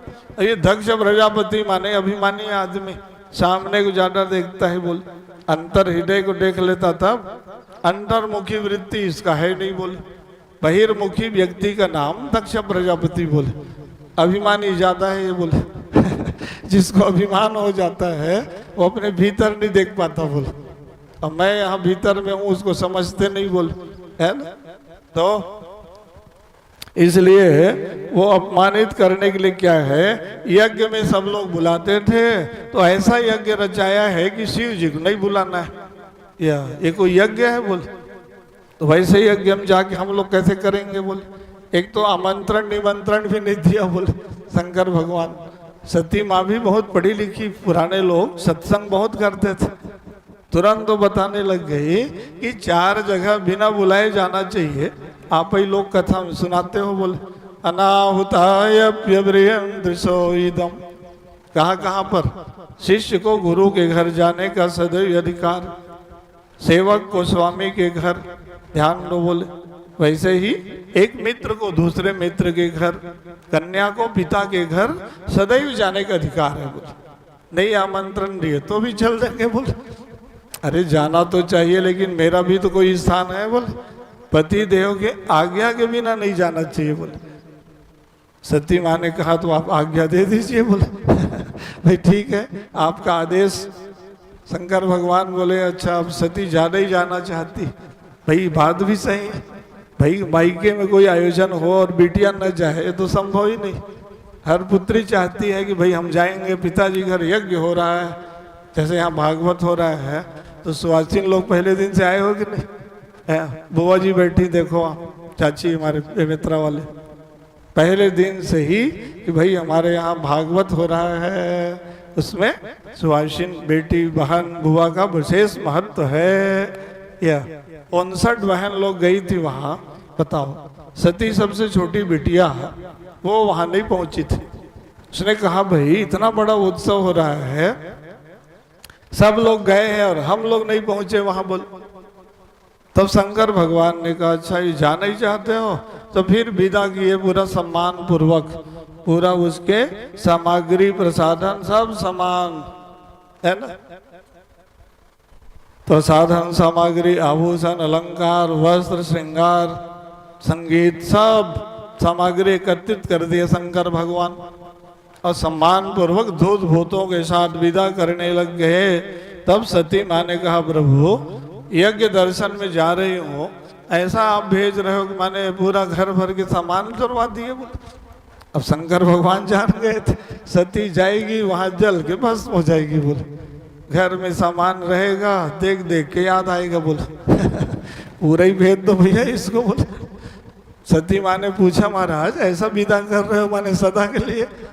कह दिए नहीं जानते हो तुम, अरे बाहर जाओ तो अपने आवश्यक सामग्री लेके चलना चाहिए बोले, कब क्या जरूरत पड़ जाए बोले। पूरा विदा कर दिए। दूध भूतों के साथ जब वहां पहुंचे, बड़े यज्ञशाला सब देवता आए थे वहां, भाई बहुत बड़े सम्राट थे दक्ष प्रजापति। हरिद्वार गंगा तट कनखल में यज्ञ चल रहा है। अब उस यज्ञ में जब सती पहुंची ना तो दक्ष प्रजापति के डर के मारे कोई स्वागत सम्मान नहीं किया। दक्ष त्रास गाउन सन्मानी। लेकिन माँ जब देखी ना, माँ का हृदय जैसे ही देखी अरे छोटी बेटी आई है, दौड़ के हृदय से लगा ली। क्या सादर भली मिली एक माता, भगनी मिली बहुत मुस्काता। माँ पुलकित हो गई कि सती बहुत अच्छा किए बेटी तुम आ गए, तुम्हारी कमी थी अब यज्ञ पूरा हो गया बोल। आओ आओ आसन देख बैठाने लग गई। दत्ता सबरयावर मासनम च। लेकिन सती ने कहा वहां यज्ञ का दर्शन परिक्रमा करने से पूर्ण हो जाता है बोल, प्रदक्षिणा करना। कहीं भी वैदिक यज्ञ हो रहा हो वहां यज्ञशाला में जाओ, जितना बन जाए उसका प्रदक्षिणा परिक्रमा करो, सारे तीर्थों का पुण्य फल प्राप्त हो जाता है। यज्ञ दर्शन में परिक्रमा का विशेष महत्व है। देख रहे अभी हम लोग बिहार गए थे यज्ञ कराने, हाँ वहाँ भारी भीड़, नवादा जिला में ये सब 21 पंडित विद्वान लोग गए तो वहाँ 5 ही बजे से परिक्रमा शुरू हो जाता था, 8 बजे रात तक परिक्रमा। लोग बोले महाराज हम लोग 108 बार घूमते हैं तो कंपटीशन हो गया। दूसरे लोग बोले हम तो 208 वाले हैं, बोले तुम 108 ही घूमे, बोले इसी में ज्यादा बढ़ गया परिक्रमा, बोले भक्त लोग तो है। तो वैसे ही था रायपुर में हुआ था यज्ञ, वैसा यज्ञ फिर नहीं हुआ है। सहस्त्र चंडी महायज्ञ महादेव घाट उस समय सन 1996-97 में 28-29 साल पहले की बात। तो उस समय रायपुरा ये महादेव घाट खाली रहता था। ओ 10,000 20,000 भीड़। ये यज्ञ की महिमा उस समय था। जब से राजधानी बन गई रायपुर, भौतिक विकास हो गया, अध्यात्म का ह्रास हो गया। पूछ लो कमलेश भैया बैठे हैं, बहुत दिन बाद कथा सत्संग में आए हैं, वो पुराने श्रोता है। तो रायपुर में जो है पहले जो यज्ञ की प्रति आस्था थी, भौतिकता जब बढ़ जाती है तो अध्यात्म और संस्कृति का ह्रास हो जाता है। राजधानी तो बना रायपुर, लेकिन यज्ञ याग का सब लोप हो गया। कहाँ कोई वैदिक यज्ञ हो रहा है? यहाँ तो बस धुआं धूल, फैक्ट्री, कल कारखाना, उद्योग। सब देवता भी परेशान है रायपुर वालों से। ब्रह्मलोक वैकुंठ में सब देवता रहते हैं, उनको चाहिए यज्ञ का धुआं या शुद्ध घी का, या वहाँ सुगंध पहुंचना चाहिए। अब शुद्ध घी है ही कहाँ है आपके पास? क्यों? आपके पास गौ माता नहीं। गांव में है गौ माता, वहाँ वाले बेचारे प्रयास करते हैं अभी भी। और राजधानी में तो राम राम, बताने लगूंगा तो लंबा बात। किसी के घर में गाय नहीं, कहीं नहीं बंधा है। फ्लैट कितना बनाए हो? कहा गुरुजी 4 करोड़ का मकान बनवाया, 3 करोड़ का तो फ्लैट ही लिया। अरे लिया तो एक ठने गौ माता भी तो रख लेते जिसकी रोज पूजा करके दूध दही घी खाते पीते। तो कहते नहीं, रखने की जगह कहाँ है यहाँ? अच्छा, गौ माता के लिए जगह नहीं, और बड़े कुत्ता रखने के लिए बड़े जगह है। डाग ले आए बोलते हैं लोग, अंग्रेजी वाले, उसी को लेके सुबह घुमाते रहते हैं। गौ माता का पूंछ कब पकड़ोगे आप? आखिरी समय आएगा तो गाय लाओ बोलोगे कि नहीं? खोजते रह जाओगे। इसलिए गौ माता का महत्व है। यज्ञ का धुआं जब आकाश मार्ग में जाता है तो ब्रह्मा विष्णु महेश प्रसन्न हो जाते हैं। वो बेचारे खोज रहे देवता की सुगंध कहाँ से मिले। ये तो बस राजधानी वाले फैक्ट्री, कल कारखाना, उद्योग का धुआं 24 घंटा चल रहा है। आप चाहते हो कि हम लोग सुखी रहें, कैसे रहोगे आप? आधे व्याधि, रोग, ताप, बीमारी बढ़ गया, हर आदमी परेशान। भौतिकता बढ़ा लिए, सुख शांति आनंद और प्रेम खत्म हो गया। आप बहुत सतर्क रहो। आप ये देवता लोग सब प्रत्यक्ष होते हैं, इसलिए प्रकृति और परमात्मा से दूरी मत बढ़ाइए। प्राकृतिक संपदाओं को संरक्षण प्रदान कीजिए, उससे आपके जीवन में आत्म शांति और आनंद की उपलब्धि होगी, है ना? तो कथा के माध्यम से ज्ञान और विचारों की बातों का संप्रेषण समाज में होते रहना चाहिए। भगवान महादेव शिव जी की कथा बड़ी व्यापक, चिंतन कराने वाला विचार उनके। सती माँ बिचारी परिक्रमा कर रही थी, यज्ञशाला में प्रदक्षिणा करके वो चिंतन कर रही थी कि शिव जी का स्थान कहीं पर भी तो होगा। प्रत्यक्ष नहीं बुलाए, मानसिक स्मरण मंत्र के द्वारा हो सकता है। तो वहां तो अरुद्र भागम विरोध में यज्ञ था, न वहां कलश, न नारियल, न सुपारी, न फूल। देख रहा, यह है भारतीय संस्कृति कि हम भगवान को मंत्र के द्वारा बुला लेते हैं। मंत्राधीन अस्तु देवता, मंत्र के अधीन देवता होते हैं। जैसे ही आप मंत्र बोलते हो, शिवाय नमः, रुद्राय नमः, रुद्रम आवाहयामि, भगवान शिव जी वहां आके बैठ जाते हैं। मंत्र का प्रभाव या तो वहां तो कुछ नहीं था। सती माँ को इसलिए बड़ा कष्ट हुआ। ओहो, ये लोग यज्ञ कर रहे हैं सुख शांति और प्रेम पाने के लिए, इधर विरोध करते हैं। महादेव से बोले कैसे इनको प्रेम शांति सुख मिलेगा? बोले पिताजी को समझाने लग गए। यद्वक्षरम नाम शिवेति यद गिरा, 2 अक्षर का प्रिय नाम शिव नाम। पिताजी शिव माने कल्याण मंगल का धाम, है ना? अब आप विरोध करते हो और चाहते हो आनंद मिले, कल्याण मिले, कैसे मिलेगा? बोले विचार आया कि भाई जब तक ये शरीर है तो भगवान शिव जी के वाणी में पिताजी का नाम आता रहेगा। बोले क्यों? दाक्षायणी कह के ये पुकारते हैं। बोले सती माँ को महादेव शिव जी क्या बोलते थे? दाक्षायणी सुनो। कहा चलो ये शरीर ही जला के भस्म कर दो भैया। बोले क्योंकि ये जब इतना विरोधी भगवान शिव जी के, तो बार बार फिर ये दाक्षायणी दाक्षायणी करेंगे। बोले भाई शास्त्र कहता है कि आत्मनाम गुरुर्नाम नामाति कृपणस्य च। आत्मनाम, अपना नाम बार बार मत लो। बोले अहम, अभिमान जग जाएगा, मैं, है ना? वैसे ही ज्येष्ठ पुत्र का नाम लेना वर्जित कर दिया। गुरु का नाम, पूज्य जनों का नाम जहाँ बहुत आवश्यक हो लेना पड़े वहां लेना चाहिए, है ना? और पति पत्नी को आपस में नाम नहीं लेना चाहिए, वर्जित कर दिया कि नहीं शास्त्रों में। इसलिए मर्यादा, अभी उसी मर्यादा का आप अतिक्रमण कर रहे हो, दोनों नाम ले रहे हो धड़ल्ले से पत्नी पति का और पति पत्नी का, सब काम ही बिगड़ गया। कहते हो नाम लेने से क्या होता है महाराज? बोले अरे नाम लेने से ये होता है पूज्य पूजक भाव आपका खत्म हो गया, आदर सम्मान की भावना है ही नहीं, या सेव्य सेवक भाव है ही नहीं, है ना। इसलिए भगवान शंकर की मर्यादा देख रहा कि भाई नहीं दाग छाई नहीं बोलो बोल, तो इसलिए वहां सती माँ का प्रेम उमड़ गया शंकर भगवान के प्रति। अब वो थे कैलाश गुफा में और कहा यहाँ पृथ्वी लोक यज्ञ में सती माँ आई थी, है ना।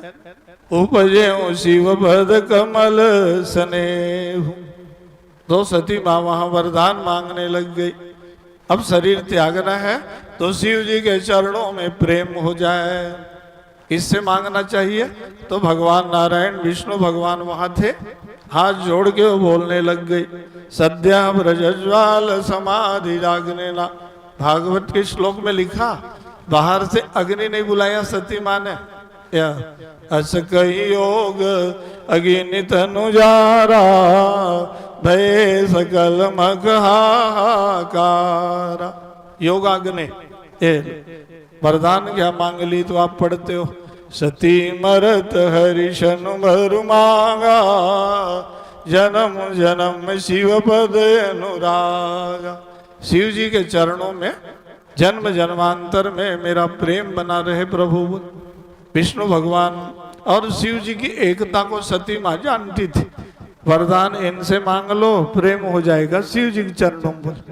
भाई एक दूसरे के पुजारी है लोग, बोले विष्णु भगवान शिव जी की पूजा करते हैं और महादेव शिव जी भगवान नारायण की पूजा करते हैं, और भगत लोग लड़ते हो कि हम वैष्णव है तुम सही हो बोलते हो, तुम्हारा भगवान छोटा है अरे भगवान थोड़ी छोटे बड़े होते हैं, एक दूसरे की वो पुजारी होते हैं, एक दूसरे से प्रेम करना सिखाते हैं।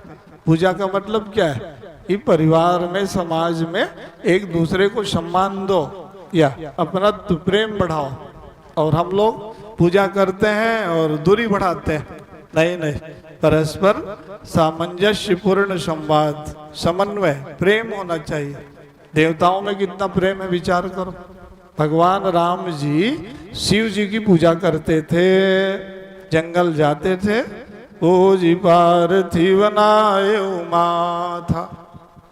कितना बड़ा सिद्धांत है उनके, रोज मेरे को शिव पूजा करना है, दृढ़ संकल्प कर लियो। जंगल में भी गए तो लक्ष्मण भैया से बोलते थे, बहुत सुंदर मिट्टी जहाँ मुलायम दिख जाए पोटली बांध के रखो लक्ष्मण। क्या करेंगे भैया? बोले अरे कल पूजा काम आएगा। बोले पार्थिव शिवलिंग पूजा करते थे वो लोग रोज, अभी तो श्रावण में ही करते हो शिव पूजा, वो भी 1 महीना पूरा नहीं करते हो, पुराने लोग 1-1.5 महीना करते थे, है कि नहीं। पार्थिव शिव पूजन का विशेष महत्व है, इसलिए भगवान राम ने लोगों को सिखाया कि शिव जी की पूजा करोगे राम जी का भक्त बन जाओगे। बोले जो राम जी का पुजारी होता है वो शिव जी का अनुयायी बन ही जाता है। तो ये एक दूसरे का समन्वय सिखाने के लिए भगवान, इसीलिए सती माँ जानती थी सिद्धांत को कि विष्णु और शिव एक दूसरे के पूजा करते हैं। चलो इन्हीं से वरदान मांग लेते हैं, बोले, है ना, प्रेम हो जाएगा महादेव जी के चरणों में। भाई भगवान राम से सीखो। भगवान राम की पूजा विश्व में आज ज्यादा क्यों हो रहा है? रामेश्वरम में सेतु बंध का निर्माण करा दिए, अपना बांध बांधे और पूजा किसका करवाए? महादेव शिव जी का।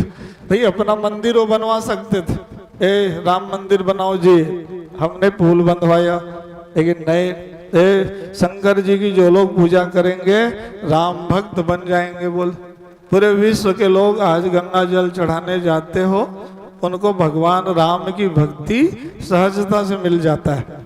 जो गंगा जल आनी चढ़ावई सोई सायुज्य मुक्ति नर पावई। शिवद्रोही मम भगत कहावा सोनर सपने उमोहिन पावा। इसलिए सती माँ ने भी वरदान मांग लिया और अपने शरीर को यह अग्नि प्रकट कर दिया। भारत की वो सती माँ थी, उसके शरीर से ही अग्नि प्रकट हो गया। सती धर्म देख रहे हो कितना बड़ा बल था, शक्ति।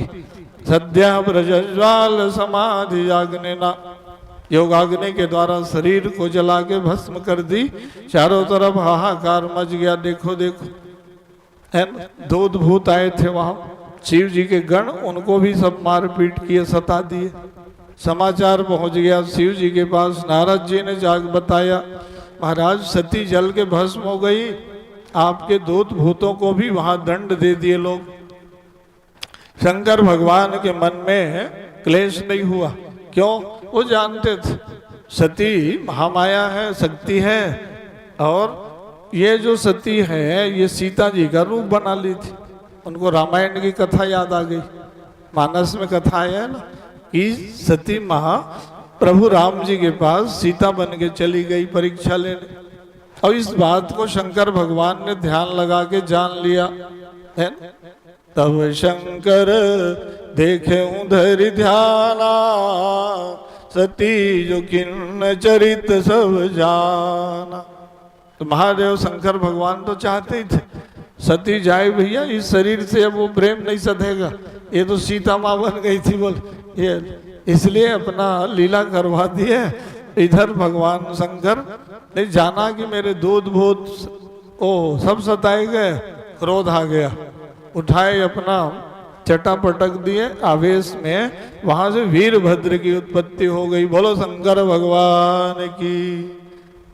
आवेश में वीरभद्र को आदेश कर दिए, जाओ यज्ञ विध्वंस कराओ। बोले विरोधी लोग हैं, लोग यज्ञ करते हैं। बोले जैसे ही वो यज्ञशाला में गए, सबको दंड दिए।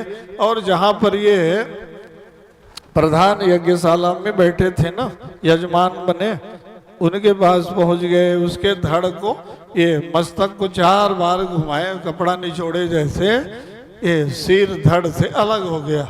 सांप लगा था ना, ये उठाए यज्ञशाला में स्वाहा करके डाल दिए। ये मस्तक जल गया, हाहाकार मच गया। देखो देखो ये तो महादेव शिव जी का कोप है भैया, अब क्या होगा। बोले वीरभद्र आया है, नहीं भृगु नाम के महात्मा के दाढ़ी उखाड़ लिए, भग नाम के आदित्य का नेत्र निकाल लिए, पूषा नाम के दानों का पूरा दांत तोड़ दिए। क्यों? ये लोग जब शिव जी को श्राप दे रहे थे ना, ये थोड़ा ये लोग भी सम्मिलित थे, सहयोगी थे दक्ष प्रजापति के। पूषा नाम के दानव बहुत हंसा था, भग नाम का आदित्य ने मिचलाया। भृगु महात्मा आचार्य थे, कहा ऐसे ही आचार्य तो करोगे। बोले है? राजा शासन के वश में कोई आचार्य होता है, ये कैसे आचार्य? आपको नियम बताना था ना। बोले आचार्य को, गुरु को, शिष्य और जन कल्याण के लिए शास्त्रों की बातों को उचित ढंग से बोलना चाहिए। बोले आप यहाँ सरकार के दबाव में आ गए। बोले भृगु महात्मा को भी दंड मिला हुआ, देख रहे। अब वो मस्तक डाल दिए। अब सब देवता लोग एकत्रित हुए, भगवान महादेव शिव जी के पास आए, सब प्रार्थना करने लग गए। त्वं क्रतुस्त्वं अविस्त्वं उतास स्वयं। एक एक श्लोक गाए सब लोग, एक अध्याय बन गया वहां प्रार्थना। शंकर भगवान प्रसन्न हो गए। कैसे आए हो सब देवता लोग, क्या बात, कोई समस्या है? बोल अरे कहा प्रभु देखो ना, आपके कोप के कारण पूरा यज्ञ विध्वंस करा दिए आपके दूत लोग। बोले अब यही गलत परंपरा चलेगी, जहां जहां यज्ञ होगा यज्ञ को सब विध्वंस कराएंगे। लोगों का सोच नकारात्मक ज्यादा रहता है। बोले अच्छे विचारों को लोग ग्रहण नहीं करते, बुरा कोई काम हुआ उसी को प्रचार में ले लेते हैं। बोले जहां जहां यज्ञ होगा, यज्ञ का शिव जी ने विध्वंस कराया था, लोग बोलेंगे। बोले ओहो, तो कैसे रक्षा होगी?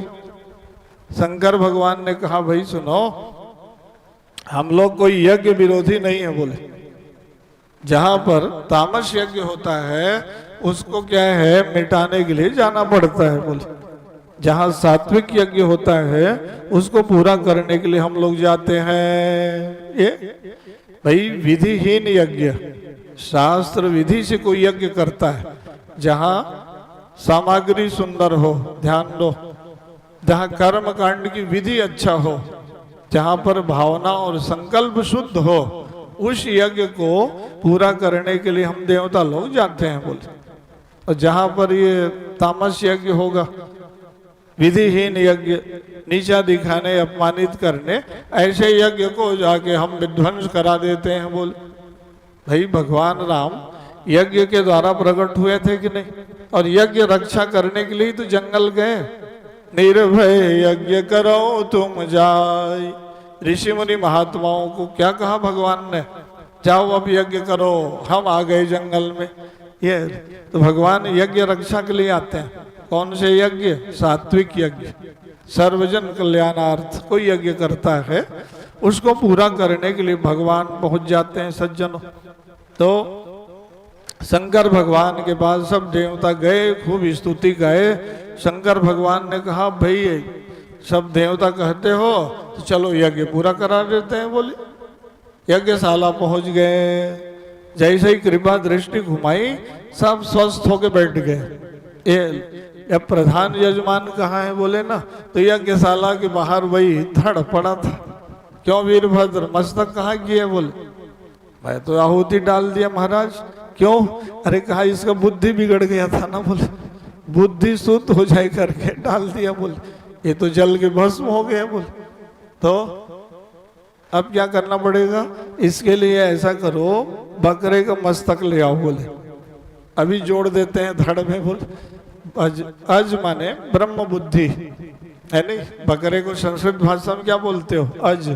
न जायती थी अज, अजन्मा ब्रह्म।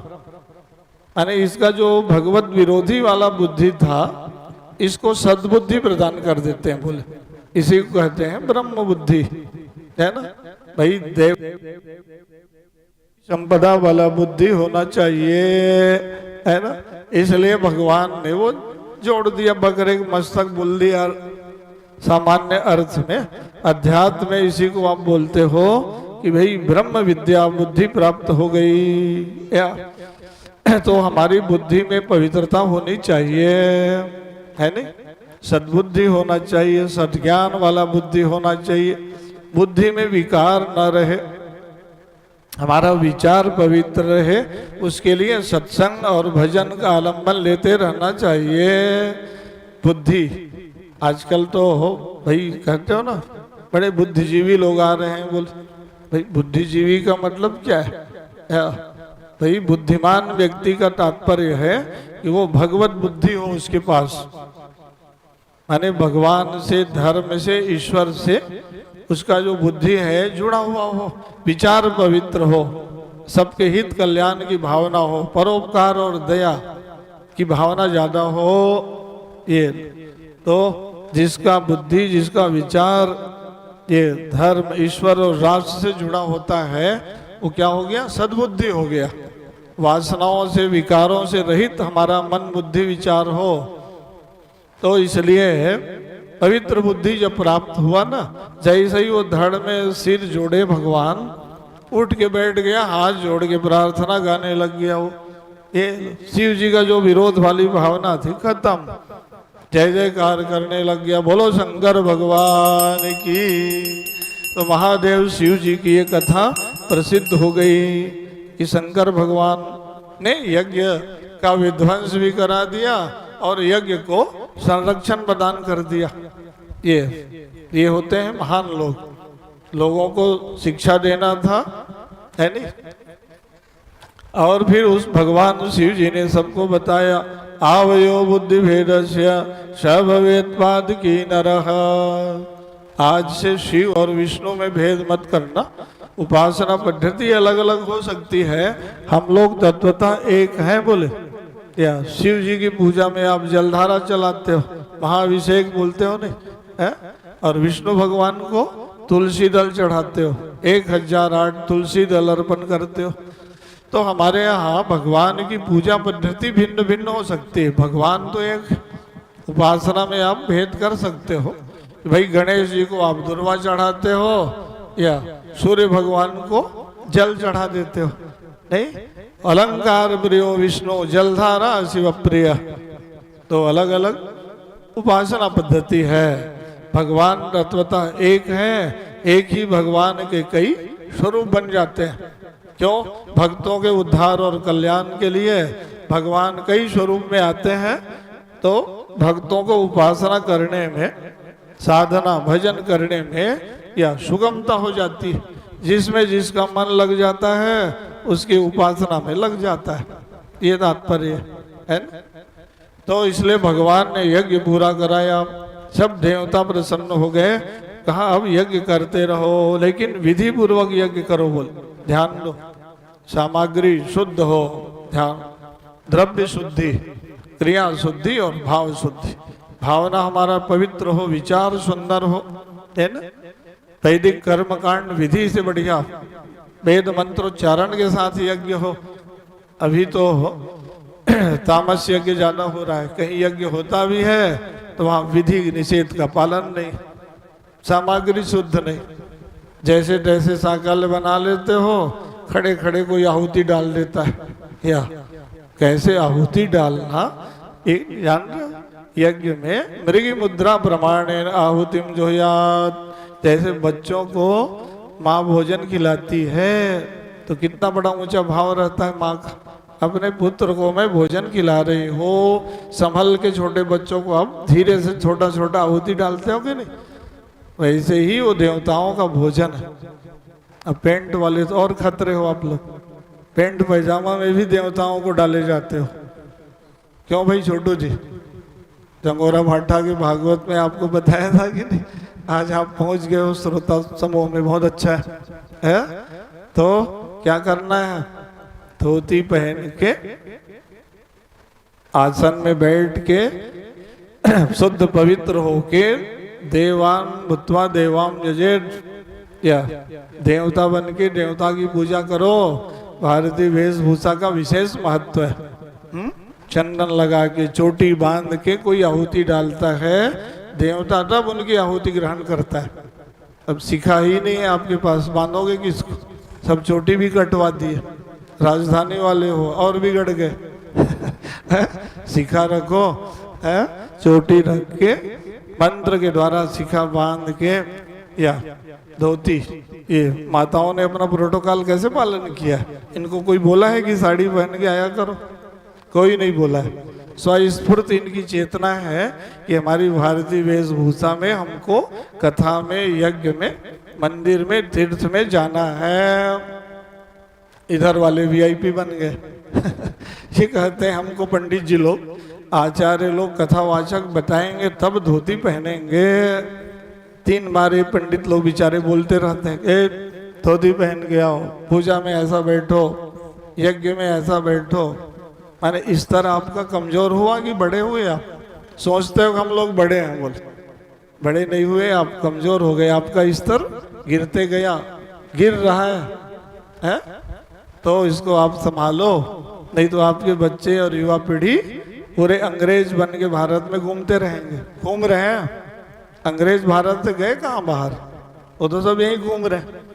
उन्होंने अपनी भाषा दे दिया आपको, अपना भोजन दे दिया, अपनी वेशभूषा दे दिया। आप सोचते हो कि हम लोग भारत में रहते हैं। कहाँ रह रहे हो भारत में आप? ऐसा रहते हो हमारे इंग्लैंड में घूम रहे। अरे भारतीय सनातनी बन के तो रहो बंधुओं, है कि आपकी सनातन परंपरा का झलक दिखना चाहिए। और लंबी बात नहीं करूंगा मैं, मेरा प्रवचन तो बहुत विस्तार से होता है। मेरे को 7 बजे अभी बहुत आवश्यक जगह पहुंचना है। तो आज का प्रवचन बहुत मैं समाज में बोल रहा हूँ कि इस्कान वाले राजधानी के शहरों में घूम रहे हैं आपके पास, भारतीय लोगों को शिक्षा दे रहे हैं कि धोती पहनो, चोटी बांधो, जिनको अधिकार है वो यज्ञोपवीत पहनो। या देख रहे हो? तो ये विदेशी हम लोगों को आगे सिखाएंगे भारतीयों को, सनातनियों को। तो कौन सी हमारी अच्छाई है? माताओं, आप लोगों को आपस में लड़ाऊंगा नहीं मैं इन लोगों से, लेकिन इनके ऊपर आपका दबाव बनना चाहिए कि भाई हम लोग जब साड़ी में रहते हैं तो आप लोग कौन से वीआईपी हो? बोले आपको भी अपनी भारतीय वेशभूषा में रहना चाहिए। धोती कुर्ता दुपट्टा लगाए। दक्षिण भारत चले जाओ आप लोग, तीर्थ यात्रा में जाते हो, पूरा बेंगलोर में देखो आप कैसे धोती पहन के घूमते हैं लोग, है वहाँ चले जाओ, केरला में चले जाओ, मद्रास चले जाओ, ये सब बढ़िया धोती लगाए, चंदन भस्म लगाए, चोटी रखे, वहाँ का कलेक्टर भी हो, एसपी भी हो, वो भी लगा के चंदन भस्म घूमते रहते हैं। तो ये तो अच्छाई है, जो अच्छाई है उसको ग्रहण करना चाहिए सज्जनों। बोलो भक्तवत्सल भगवान की।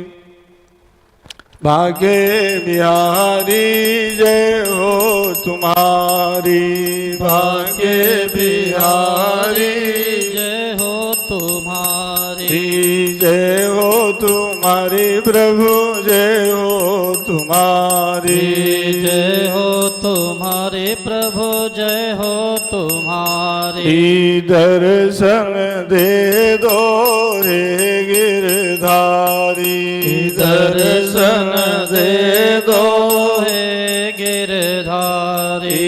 अखिया तरस रही है हमारी, अखिया तरस रहे है हमारी। भाग्य बिहारी जय हो तुम्हारी, बाके बिहारे जय हो तुम्हारी, जय हो तुम्हारी लाला, जय हो तुम्हारी, जय हो तुम्हारे लाला, जय हो तुम्हारे। दर्शन दे दो रे गिरधारी, दर्शन दे दो हे गिरधारी। अखिया तरस रही है हमारी, अखिया तरस रहे है हमारी। बाके बिहारी जय हो तुम्हारी, बाके बिहारी जय हो तुम्हारे। बोलो भक्तवत्सल भगवान की। तो भगवान है नहीं, अभी तक आप सुखदेव जी ने राजा परीक्षित को आकुति, देवहूति और प्रसूति 3 कन्याओं का इतिहास सुना दिया। कहा भाई इनके यहाँ 2 पुत्र हुए, महाराज मनु के पुत्र का नाम क्या था? प्रियव्रत और उत्तानपाद। तो उत्तानपाद राजा का इतिहास बताने लग गए। उत्तानपाद राजा थे, उनकी 2 रानियां थी, सुनीति और सुरुचि। बहुत प्राचीन इतिहास बता रहे हैं, कथा छलेन वाला नाम। राजा महाराजा राजा रानी की कथा बताते बताते सुखदेव जी अध्यात्म और ज्ञान की बात बोल जाते थे समझाने के लिए। उत्तानपाद माने जीवात्मा बोले ये, और जीवात्मा की 2 प्रवृत्ति ही दोहरानी बन गई है। उसी को सुनुति और सुरुचि बोल दिए। एक नीति के मार्ग में चलने वाला, एक रुचि को महत्व ज्यादा देने वाला। ये तो जीव की प्रवृत्ति होती है। कोई धर्म न्याय नीति के मार्ग को ज्यादा महत्व देता है, कोई अपने रुचि को प्रधानता दे देता है। यही है जीवात्मा। उत्तानपाद माने हर जीव की वो कथा बोलने जा रहे हैं समझाने के लिए। राजा रानी हुए इतिहास में, ऐसा नहीं मानना है कि महाराज उत्तानपाद राजा थे, नहीं। तो हुआ क्या? सुनीति और सुरुचि। सुनीति रानी के पुत्र का नाम रख दिया ध्रुव, और सुरुचि के पुत्र का नाम पड़ गया उत्तम। तो भाई रुचि उत्तम हो सकता है, ध्रुव नहीं हो सकता है। धर्म सत्य न्याय के मार्ग में जो चलता है उसको ध्रुव की प्राप्ति होती है। ध्रुव माने सत्य, सत्य माने परमात्मा। तो दोनों के विषय में कथा आई कि भाई बालक बड़े हुए, गुरुकुल आश्रम में पढ़ने गए, तो बच्चे विद्यार्थी लोग पूछ दिए, क्यों जी तुम्हारे पिताजी कौन है? ध्रुव। उसने कहा भैया राजा साहब राजगद्दी में जो बैठते हैं ना, उत्तानपाद राजा मेरे पिता हैं। बोल अच्छा, वो कैसे पिता हैं? कभी न प्रेम करते, न बातचीत करते, न लाड़ प्यार करते, हम देखे नहीं कभी वार्ता करते। बोले क्यों? सुनीति जो बड़ी रानी थी उस राज्य में उपेक्षित हो गई, और सुरुचि का ज्यादा वहां महत्व बढ़ गया। सौतेली माँ थी, जीव की प्रवृत्ति देख रहे हो, सुरुचि को वहां ज्यादा महत्व दे दिए, सुनीति को उपेक्षित कर दिए। ये जाओ तुम बाहर में रहना, या राजमहल के पीछे में एक छोटी जगह दे दी है, या को 2 सवा कुटकी दे देते थे। बताओ नीति की उपेक्षा हो गई कि नहीं वहां। ध्रुव बालक बेचारा तरस गया कि मेरे को भी पिता का गोद और गद्दी मिल जाता। तो बच्चों ने पूछा कैसे पिता हम मान लें। बोल विद्यालय से आया पढ़ के, और उसने माँ से पूछ दिया कि माँ हमारे पिताजी कौन है। बोल अरे वही बेटा जो राजगद्दी में बैठते हैं ना, राजा उत्तानपाद तुम्हारे पिताजी हैं। वाह, आज विद्यार्थी यही बोल रहे थे, कभी हमको न गोद में बैठा है, न प्रेम करते, न वार्ता। सुनीति के मन में हुआ चलो आज स्नान करा के नया वस्त्र आभूषण पहना देती हूँ, सजा धजा के बढ़िया। कहा बेटा जाना दौड़ते, वो जो राज सिंहासन में बैठे हैं ना वो तुम्हारे पिता हैं। बोले तुमको गोद में आज उठा लेंगे। दौड़ते भागते बालक चला गया। उस समय उत्तम राजकुमार गोद में खेल रहा था। सुरुचि वहां खड़ी थी बढ़िया कि मेरा पुत्र जो है पिता के गोद में बैठा है नहीं। इस दृश्य को बढ़िया देख रही। ध्रुव बालक भी पहुंच गया भागते दौड़ते। उत्तानपाद राजा के मन में हुआ मेरा पुत्र है, उठा के गोद में बैठा लो। लेकिन सुरुचि नाराज न हो जाए, बगल में खड़ी थी। देख रहे हो तुष्टिकरण की नीति उस समय से है कि नहीं, कि अभी है वोट बैंक बोलते हो नहीं। उस समय भी था या कि सुरुचि नाराज ना हो जाए, चाह करके भी हृदय की भावना को उसने दबा दिया। आप लोग बोलते हो ना हृदय की आवाज को दबाया जा रहा है, ये भागवत कथा में आया। हृदय की आवाज को उत्तानपाद राजा ने दबा दिया कि सुरुचि नाराज ना हो जाए। जान तो रहा था कि मेरा पुत्र है, बड़ी रानी का पुत्र है, नहीं बोल पाया। यही तो दबाव है। आज भी ये सब कथा हो रही, भागवत कथा कोई सतयुग में ही थोड़ी हुआ है, आज भी समाज में यही हो रहा है। धर्म क्या है, न्याय क्या है, नीति क्या है, सब जानते हैं, लेकिन दबाव और प्रभाव में सब चुप रहते हैं। या तो उस समय क्या हुआ कि जब ये ध्रुव बालक बेचारा अपना हाथ पैर हिलाया तो सुरुचि कह दिया बेटा तुमको पिता का गोद और गद्दी चाहिए तो मेरे गर्भ से तुमको पुत्र बन के आना पड़ेगा। बोले तुम तो अभागिनी सुनीति के पुत्र हो। बोल यदुर्भगाया उदरे गृहीत, तुमको ये पिता का गोद कहाँ मिलेगा। बोल चले जाओ यहाँ से। बोल कटुवाणी सुन के वो ध्रुव बालक बेचारा अश्रुपात होने लग गया, लाल लाल चेहरा, क्रोधित मुद्रा। अरे मेरे माँ को तो ये अभागिनी कहती है। बोले देख मैं आया था यहाँ पिता के गोद बैठूंगा, तब वहाँ श्लोक में आया, भागवत के श्लोक बड़े मार्मिक। मातो जपत्न्या सदरोक्त विर्दो श्वसन सादंड तो यथाहि। जैसे विषधर भुजंग सर्प फन काटा हो और उसको कोई डंडा से मार दे तो और भड़केगा कि नहीं। बोले क्रोध भड़क जाता है। वैसे ही ध्रुव बालक क्रोधित मुद्रा हो गया। लेकिन 5 साल का छोटा बालक क्या कर सकता था, रोते भागते। बच्चों के लिए रोना ही तो अस्त्र होता है ना। दौड़ते भागा, माँ के गोद में जाके बैठ के रोने लग गया। सुनीति समझ गई कि आज कुछ अपमान हुआ है ध्रुव का। बोले भारत की माताएं कितना नीति निपुणा होती थी, विचार करो। सगी माँ थी, बड़ी रानी थी, बैठा के पूछने लग गई क्या हुआ बेटा। बोल अरे आप भेज दिए माँ जा गोद मिलेगा करके। वहां तो और कठोर कटुवाणी सुनने को मिला। वो सुरुचि माँ तो कहती है तुम अभागिनी बेटा हो, पिता का गोद तब मिलेगा मेरे गर्भ से तुम पुत्र बन के आना। बोलती ओहो इतना बड़ा अहंकार। बोल सुनीति बोली बेटा ऐसा करो, एक कहा तुम पिता और ये राजगद्दी बात करते हो, तुम जगत पिता के गोद में बैठो ना। बोले ये तो आज है कल नहीं रहेगा, राज सत्ता ये गद्दी और गोद सब अनित्य है। बोले ये ज्ञान का उपदेश देने लग गए।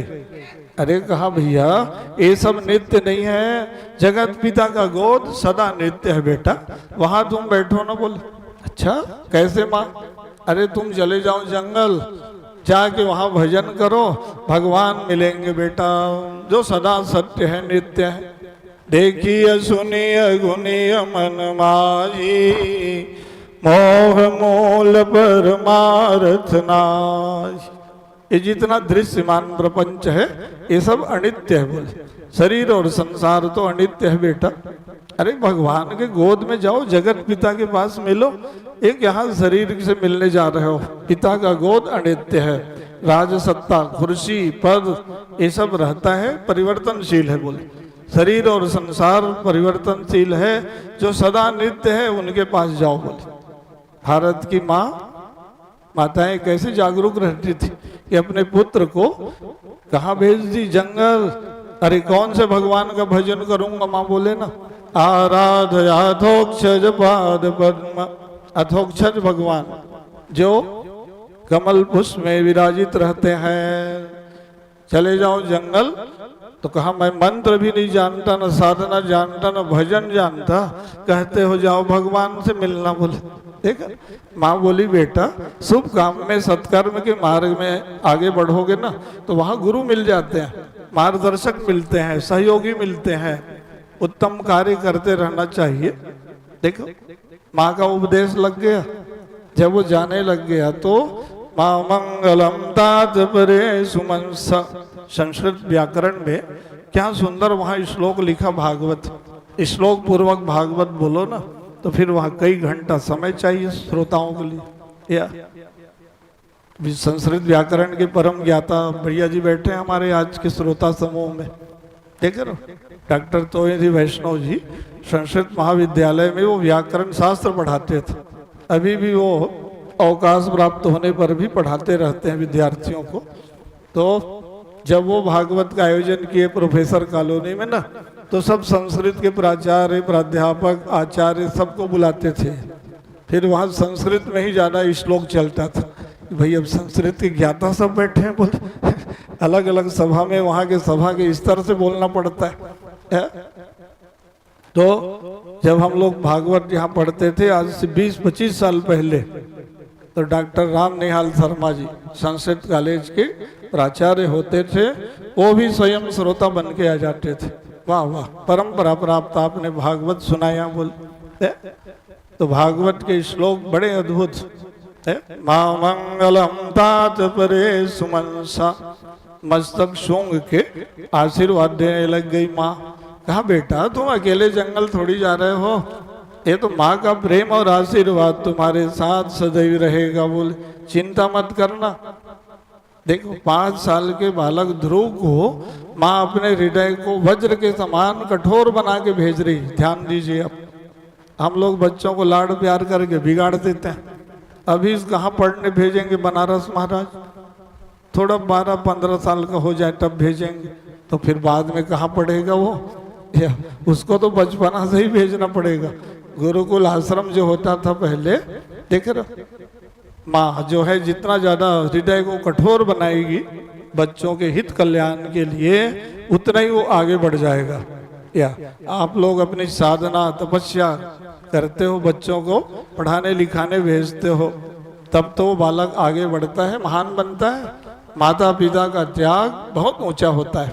बच्चे बड़े हो गए भले भूल जाएं, लेकिन जीवन भर इसीलिए मातृ ऋण पितृ ऋण से उऋण होने का प्रयास करते रहना चाहिए। कि माता पिता जब कोई महान होते हैं तभी कोई पुत्र महान होता है। आत्मा वही जायते पुत्र इति वेदानुशासनम। बाढ़ पूत पिता के धर्म। माता पिता महान होते हैं तब कोई पुत्र महान बन सकता है। तो ध्रुव जैसे छोटे से बालक को माँ सुनीति कहाँ भेज दी, जंगल। बेटा जाओ भगवान से मिलना। मतलब माँ का दायित्व है कि अपने बच्चों को भगवान से मिलाने का प्रयास करते रहो। या मतलब धर्म अध्यात्म संस्कृति से जोड़ने का काम करो। भले उनको आप IAS IPS doctor engineer collector बनाओ, लेकिन अपने धर्म संस्कृति अध्यात्म की ओर उनको जोड़ के रखो। या नहीं तो बच्चे सब भूल जाएंगे, है ना। माँ वही धन्य होती है जिसका पुत्र भगवान का भक्त बन जाए। पुत्रवती युवती जग सोई, रघुवर भगत जासु सुत होय। तो सुनीति माँ धन्य है जो ध्रुव को जंगल भेज दी और नारद जी से भेंट हो गया। नारद जी ने परीक्षा लिया, फिर मंत्र दे दिया और सिद्ध मंत्र दे दिया। बीज मंत्र सहित कोई मंत्र मिलता है तो वो सर्व सिद्धिदायक होता है, ध्यान दो। और ऐसे गुरु के द्वारा मंत्र मिला। ध्रुव जी ने पूछा, गुरु जी आपने मंत्र दे दिया तो विधि भी बताओ। बोले किस नियम से जपना है? कहा बेटा जाओ, चले जाना यामुनम तटमापन्नम सानिध्यम नित्यदा हरे। ये नित्य भगवान का सानिध्य मिलेगा। यमुना तट में चले जाओ, कदम वृक्ष के पास बैठ जाना। कन्हैया रोज गाय बछड़ा चराने आते हैं, बांसुरी बजाते, दर्शन मिल जाएगा। यमुना तट में भगवान की भक्ति जल्दी मिलती है, गंगा तट में मुक्ति जल्दी मिलती है। बोले अब विश्वास बढ़ गया, बच्चों में ज्यादा ग्रहण करने की क्षमता रहती है। गए अपना माला लेके बैठे, जप करने लग गए। ये जप करते करते उन्होंने नियम का पालन किया, कठोर व्रत। कहा त्रिरात्रांतम त्रिरात्रांतम कपित्थ बदराशनम। 3-3 दिन के अंतराल में कैथा और बेर का फल खा लूंगा। बोले जंगल का मामला, सेव संतरा मुसब्बी अनार कौन देगा वहां? तो कठोर व्रत किया कि नहीं। दूसरा महीना आया तो उसने साग भाजी पत्ता चबा लिया 6-6 दिन के गैप में। तीसरा महीना आ गया तो 9-9 दिन के अंतराल में जल पी के रह जाऊंगा। बोले और कठोर व्रत कर दिया।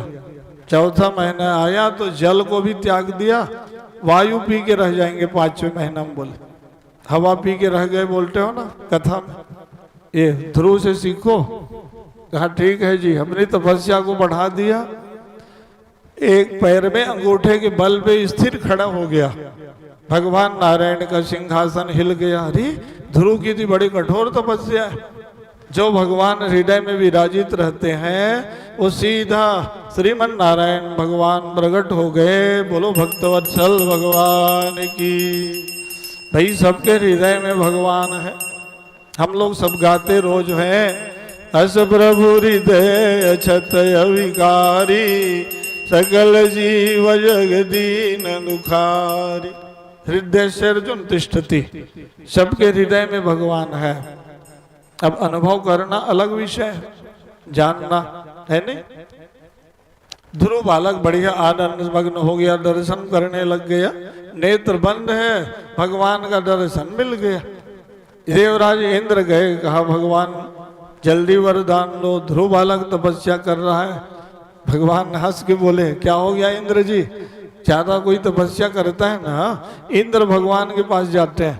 क्यों? इंद्रासन की गद्दी न दे दें। बोले शतक्रतु नाम है ना इंद्र जी का। 100 यज्ञ कोई पूरा करता है तो इंद्र बन जाता है।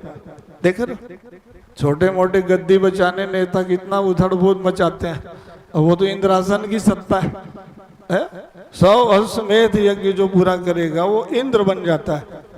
इंद्र देवता परेशान रहते हैं, कोई ज्यादा तपस्या करता है ना तो भगवान के पास जाते हैं। कहा प्रभु जल्दी जाओ आप वरदान दे दो। बोले भगवान बोले आपको क्या चिंता है इंद्र जी, हमको देना रहेगा, हमारे पास कोई कमी है। बोले हम देंगे अपने भक्तों को। बोले भगवान ने कहा चल ठीक अभी हम जा रहे हैं। बोले आए कि देखे तो ध्रुव जी का नेत्र बंद, अंतर हृदय में भगवान प्रकट थे। उस स्वरूप को भगवान बाहर प्रकट कर दिए। ध्रुव जी का नेत्र खुल गया। अरे भगवान कहाँ गए? बोले संग चक्र गदा पद्म लिए भगवान का दीप्यमान तेज झलक रहा था। ध्रुव बालक के मन में हुई कि मैं बढ़िया स्तुति गा लेता, भगवान आज प्रकट है। भगवान समझ गए कि ध्रुव कुछ बोलना चाहता है। पस्पर्श बालम कृपया कपोले, शंख को अपने उठाए कपोल में लगा दिए। शंख माने ज्ञान। छोटा सा बालक ध्रुव जो है बढ़िया प्रस्फुटित वाणी में प्रार्थना गाने लग गया। एक अध्याय में स्तुति गाया वहां, एक श्लोक ही सुन लो पर्याप्त। योऽन्तः प्रविश्य मम वाचमिमां प्रसुप्तां संजीवयत्यखिल शक्तिधर स्वधाम्नाम् अन्यान् सहस्रचरण श्रवणत्वगादीन् प्राणान् नमो भगवते पुरुषाय तुभ्यम्। ध्रुव जैसे बालक बोलने लग गया कि प्रभु आप प्राणात्मा हो, आपके प्राण आत्मा रहने पर शरीर के इंद्रियों में चलने का, बोलने का या देखने का सब शक्ति प्राप्त हो जाता है। भाई प्राण आत्मा निकल जाती है तो हम बोल सकते न चल पाते हो या कुछ क्रिया नहीं कर पाओगे कि नहीं। आप ही प्राणात्मा हो, आपके द्वारा शरीर में ये सब संचालन हो रहा है। भगवान प्रसन्न हो गए। वाह वाह ध्रुव, बहुत बढ़िया प्रार्थना किए बेटा, मैं बहुत प्रसन्न हूँ तुम्हारी भक्ति से, वरदान मांगो, क्या पाना चाहते हो? बोले। ध्रुव ने कहा प्रभु अब मांगना क्या है? या भाई जहाँ मिलने की संभावना कम हो वहां मांगना चाहिए। बोले आपके पास मांगना माने ठगाना। बोले भाई सागर के पास कोई गया, 2 ड्रम पानी ले आए, लोग हंसेंगे कि नहीं? बोले आप सागर हो, बोले समुद्र, और मैं बहुत छोटा बालक हूँ, बुद्धि भी एक तो बहुत अल्प है, अब आप कहते हो मांगो। बोले है ना, नहीं कुछ नहीं मांगा। ध्रुव जो है बड़े चतुर होते हैं भारत के भक्त, भगवान सामने खड़े हैं, कहा मांगो ध्रुव जी। या नहीं प्रभु, मांगने से मेरा भक्ति सब खत्म हो जाएगा। बोले है वो समझ गए मांगना माने ठगाना। बोले एक तो बहुत छोटा बालक, क्षत्रिय कुल में जन्म लिया, मांगने का ऐसा भी स्वभाव नहीं है। बोले है भाई आप कल्पना करो आपके सामने अभी बांके बिहारी भगवान प्रकट हो जाएं, चलो आप क्या क्या मांगोगे कि नहीं? ऐसे है मांगने की आपकी शक्ति क्षमता सब खत्म हो जाएगी। अभी भरे बोलते रहते हो मकान बड़े बना देना भगवान, बोले दुकान बढ़िया चलना चाहिए, नौकरी थोड़ा बड़ा ऊंचा कर देना, बोले बिटिया की शादी जल्दी लगा देना, बोलते रहते हो कि कन्हैया समझ जाते हैं ये लोग सब अपना मकान दुकान चलाने आए हैं मेरे पास। बोले है तो भगवान के पास जाना और उनसे मांगना भी तो बड़ा कठिन है। ध्रुव बालक से देख रहे हो, छोटा सा भक्त बालक 5 साल का, जगत पिता परमात्मा श्रीमन नारायण भगवान खड़े हैं। अच्छा ध्रुव जी मांगो, क्या पाना चाहते हो? अपने हो के ध्रुव नहीं मांगा, कहा नहीं नहीं भगवान से मांगना मतलब मेरा ये साधना या तपस्या भक्ति सब कमजोर हो जाएगा। बोल इतना ज्ञान था। भगवान ने कहा अच्छा ध्रुव मैं अपने ओर से फिर देता हूँ। बोले अच्छा तो आप देंगे तो प्रसाद समझ के लेना पड़ेगा। बोले भगवान ने कहा भाई तुम अभी जाओ अपने राज्य वापस हो जाओ, 36,000 वर्ष तक तुम्हारा राज्य चलेगा। बोले खट 63 वर्ष सहस्त्रम, उसके बाद फिर मेरे विष्णुपदी में आ जाना, चरण कमल के पास तुम स्थिर रहोगे, ध्रुव तारा के रूप में तुम चमकते रहोगे, सारे संसार के लोग तुम्हारी परिक्रमा करते रहेंगे। ध्रुव ने कहा तो प्रभु अभी से ही अपने पास रख लो, फिर वही भेज रहे हो राजगद्दी में? बोल भाई वहीं से तो आया था। बोल मेरी माँ जो है बोल के भेजी थी कि जाओ तुम भगवान से मिलना। ये संकल्प पूरा हो गया कि नहीं? बोले है आपका दर्शन हो गया, अब फिर वही राज सत्ता और राजा 36,000 साल राज्य करो, फिर आना मेरे विष्णुपदी में। बोलते हो प्रभु? बोले तो भगवान ने कहा नहीं नहीं ध्रुव, तुम्हारी कामना कहीं हृदय में रह जाएगी ना कि मैं राजगद्दी में नहीं बैठ पाया। तुम गद्दी में बैठने गए थे ना? बोले उर कछु प्रथम वासनारही, प्रभु पद प्रीति सरिस शोभहि। रामायण में पढ़ते हो विभीषण ने कह दिया था कि पहले वासना थी अब नहीं है। प्रभु बोले ना, कहा तो थी तो उसको तुम बताए क्यों मेरे को? बोले इसलिए भगवान ने वही लंकेश बना दिया, तिलक सार दिया कि नहीं, जाओ विभीषण तुम लंका का राजा बन गए। बोले लोगों ने पूछा महाराज अभी तो भाई रावण को आप जीते नहीं हो, बताओ, और सीधा लंकेश कह दिए। बोले या तो भगवान की उदारता थी, उनकी नीति थी। भगवान राम ने कहा था अरे भाई अयोध्या की गद्दी खाली है, भरत तो मेरी पादुका लेके राज्य करता है ना, या ऐसा होगा तो हम विभीषण को अयोध्या का राज्य दे देंगे। बोले उसमें क्या रखा है? बोले भगवान को लोग बोले वाह वाह प्रभु राम कितना आपका आदर्श नीति है। या भाई रावण कहीं आपके पास मिल गया। मंत्री लोग बोले रावण कहीं प्रभु आपके शरण में आ गया, विभीषण भी आ गया, एक भाई को लंका का राजा तो एक भाई को अयोध्या का राजा बना देंगे। बोले तब राम जी की पूजा हो रही है। तब उनकी नीति को लोग गा रहे हैं कि नीति प्रीति परमार्थ स्वार्थ कौन राम समझान यथार्थ। तो ध्रुव जी की आप कथा सुन रहे हो। ध्रुव बालक पहुंच गया वापस। अब वहां की कथा बड़े अद्भुत है ना। समय रहे तो कई घंटा ध्रुव जी कथा गाते रहो। तो ध्रुव जी महाराज का बड़ा स्वागत हुआ। माता पिता मिले। उत्तान बाद राजा गद्दी में बैठा दिए ध्रुव को, अपना चल दिए जंगल। ये पिताजी जी को वैराग्य हो गया कि मेरा पुत्र भगवान से मिल के आ गया, मैं यहाँ राजगद्दी में बैठा हूँ। बोले इधर सुनीति और सुरुचि माँ से मिले, सब पुलकित हो गए। जिसका पुत्र भगवान से मिल के आया हो उसको कोई पूछे कि कितना आनंद आया तो कैसे बोल पाएगी, है ना। सुनीति माँ के स्तनों से दुग्ध की धवल धारा बहने लग गया, अश्रुपात होने लग गए। अभिषेक कर दी मानो ध्रुव बालक को। वाह वाह बेटा, तुमने आज हमारा नाम इतिहास में अमर कर दिया। जब जब ध्रुव की कथा गाई जाएगी तो लोग बताएंगे कि भारत की राजा थे उत्तानपाद, सुनीति रानी थी उसका पुत्र था, बाल्यावस्था में इसने भगवान को प्राप्त कर लिया। वाह वाह, भगवत साक्षात्कार करके तुम आ गए, है ना।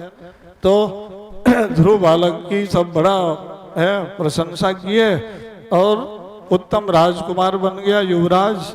दोनों भाई का राज्य शासन चलने लग गया। इला और भ्रमी नाम की कन्या से विवाह हुआ। उनके कई पुत्र पौत्र हुए, बड़ा प्रजा बसाया उन्होंने। बहुत बड़ा शासन। भारत के राजा कैसे होते थे ध्रुव जी से सीखो। 36,000 वर्ष तक राज्य चला है, 1-2 हजार नहीं, निष्कंटक राज्य। या अभी का शासन तो 5 साल में हिलने लगता है। दल बदल कानून भी है, कितने लोग समर्थन देते हैं, सरकार बदल देते हैं, घबराए रहते हैं सब कि भैया ये तो पलट देगा सत्ता बोल। वो ऐसा सरकार 36,000 साल राजा रहते रहते फिर जब वो समय पूरा आया ना तो बैकुंठ लोक से विमान उतर गया। भगवान के दूत पार्षद पहुंच गए विमान लेके, कहा ध्रुव जी अब समय हो गया पूरा, अब चलना है बैकुंठ। याद है बचपना को? बोल अरे आपको ध्रुव तारा के रूप में विष्णुपदी में स्थान प्राप्त होगा। ध्रुव ने कहा बिल्कुल याद है मेरे को, बचपन की बात। देख रहे अपने नारायण भगवान के उपासक थे वो, चतुर्भुजी नारायण के पुजारी। या कहा मैं अपने भगवान की एक बार पूजा कर लेता हूँ। बोले देख लो वैकुंठ लोक के विमान को भी खड़ा कर दिया, थोड़ा प्रतीक्षा करो अभी पूजा चल रहा है। बोले भारत के राजा ऐसे होते थे। देवदूत बेचारे खड़े थे, ओ ध्रुव जी की पूजा हो जाए भैया। बोले पूजा के बाद ना अपने भगवान में चढ़े हुए निर्माल्य माला को पहन लिए, अब मैं जाने के लिए तैयार हूँ। बोले न राज्य की आसक्ति न परिवार का मोह, या ये भक्ति का प्रभाव है। नहीं तो 36,000 वर्ष तक जो राजा रहेगा वो सत्ता और पद को त्याग सकते हैं? त्याग का पद बड़ा ऊंचा था कि नहीं उनके पास। इसलिए शासकों को ये सब भागवत कथा राम कथा सुनना चाहिए। ये लोग तो एक बार जो गद्दी में पहुंच गए फिर चिपक जाते हैं, फिर छोड़ना बड़ा कठिन है इनका। है बार बार हम ही बनते रहे जी, बोले दूसरा आएगा ही नहीं। बोले तो सत्ता का मोह कितना प्रबल है कि दूसरे को आगे आने ही नहीं देंगे, तो आगे आएगा उसको गिरा भी देते हैं, नहीं इसको आगे नहीं बढ़ाना है। बोल है ना। और ध्रुव जी को देख रहे हो, इतने बड़े सम्राट जब चढ़ने लग गए विमान में ना तो वो मृत्यु लोक के मालिक अधिष्ठाता खड़ा था बेचारा किनारे, शरीर को स्पर्श नहीं कर पाया क्योंकि भगवान की भक्ति का प्रभाव इतना था ध्रुव जी के पास कि मृत्यु भी घबरा रहा था। अब भाई शरीर को तो छोड़ना पड़ेगा, विमान में चढ़ना था। तो ध्रुव जी ने पूछा आप कौन हो? बोले अरे मेरा ही नाम ही तो काल है। बोले शरीर को काल कवलित कर देता हूँ। बोले ओहो, तो आपके शरीर को नहीं स्पर्श कर पाया ध्रुव, बड़े साधक हो आप, भक्त हो। बोले आप ही मेरे को स्पर्श कर दो भैया, शरीर यहाँ ही छूट जाएगा, आप दिव्य लोग पहुंच जाओगे। बोले मृत्युर्मुर्धम वरम दत्वा आरुरोहाद्भुतम गृहम, अद्भुतम गृहम दिव्य लोग जब गए ध्रुव जी ना, मृत्यु के मस्तक में स्पर्श कर दिए अपना चरण, देख रहे, और दिव्य स्वरूप धारण करके वैकुंठ लोग पहुंच गए। बोलो भक्तवत्सल भगवान की। देवता लोग फूल बरसाए, स्वागत किए, जय जयकार हुआ। ध्रुव जी आज भी ध्रुव तारा के रूप में विराजित हैं। सब लोग उनकी परिक्रमा कर रहे हैं चारों तरफ, है ना। तो ध्रुव जी आज सबको सिखा रहे हैं कि मेरे समान आप भी आलोकित होना चाहते हो, प्रकाशित होना चाहते हो, देदीप्यमान रहना चाहते हो, तो भगवान की भक्ति साधना भजन का बल बढ़ाते रहो, आपका भी नाम इतिहास में अमर हो जाएगा। बोल सब लोग कथा में, पूरे विश्व में ध्रुव जी की गाथा सब गा रहे हैं। जहाँ जहाँ भागवत पुराण, विष्णु पुराण होगा, तो पद्म पुराण होगा, ध्रुव जी की बात को बताया जा रहा है। कब से बता रहे हैं? सतयुग से बता रहे हैं। लाखों करोड़ों साल पहले से उनकी गाथा को सब गा रहे हैं। क्यों? ताकि लोगों को ज्ञान मिल जाए।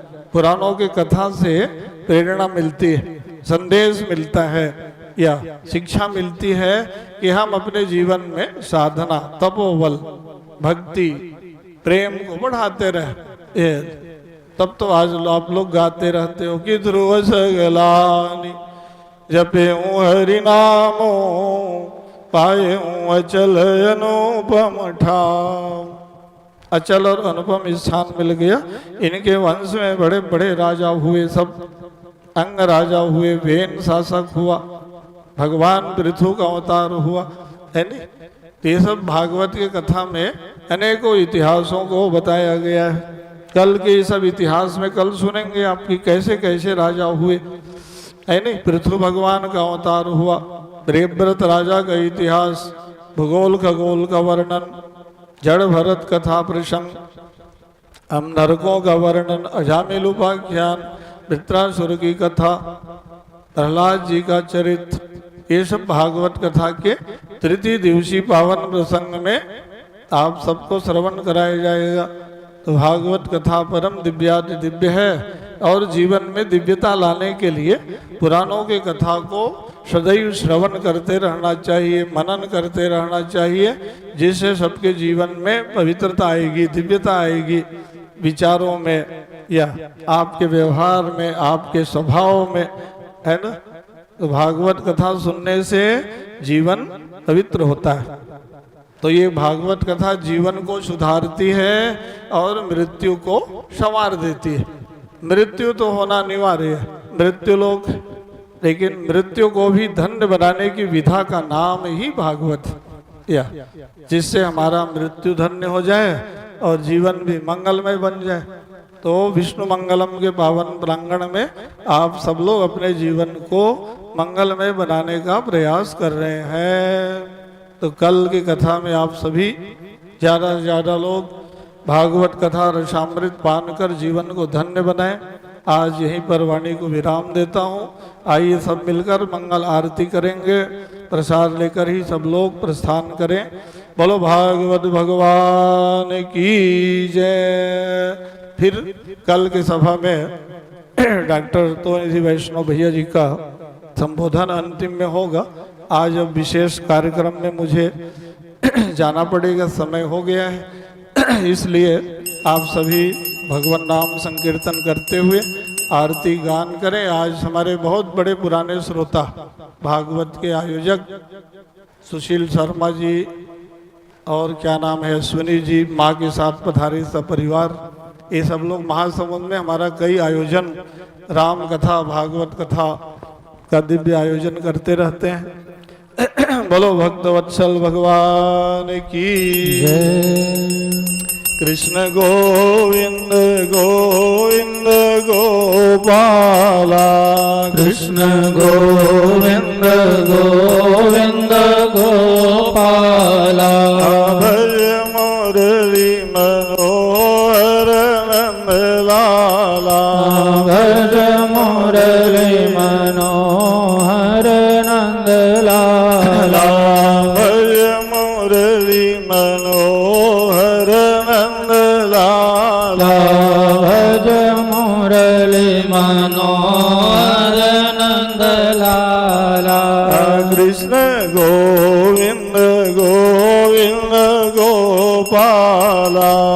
कृष्ण गोविंद गोविंद गोपाला भज मुरली मनोहर नंद लाला भज मुरली मनोहर नंद लाला भज मुरली मनोहर नंद लाला भज मुरली मनोहर नंद लाला कृष्ण गोविंद गोविंद गोपाला कृष्ण गोविंद गोविंद गोपाला जय आरती गाओ। बोले बांके बिहारी लाल की जय।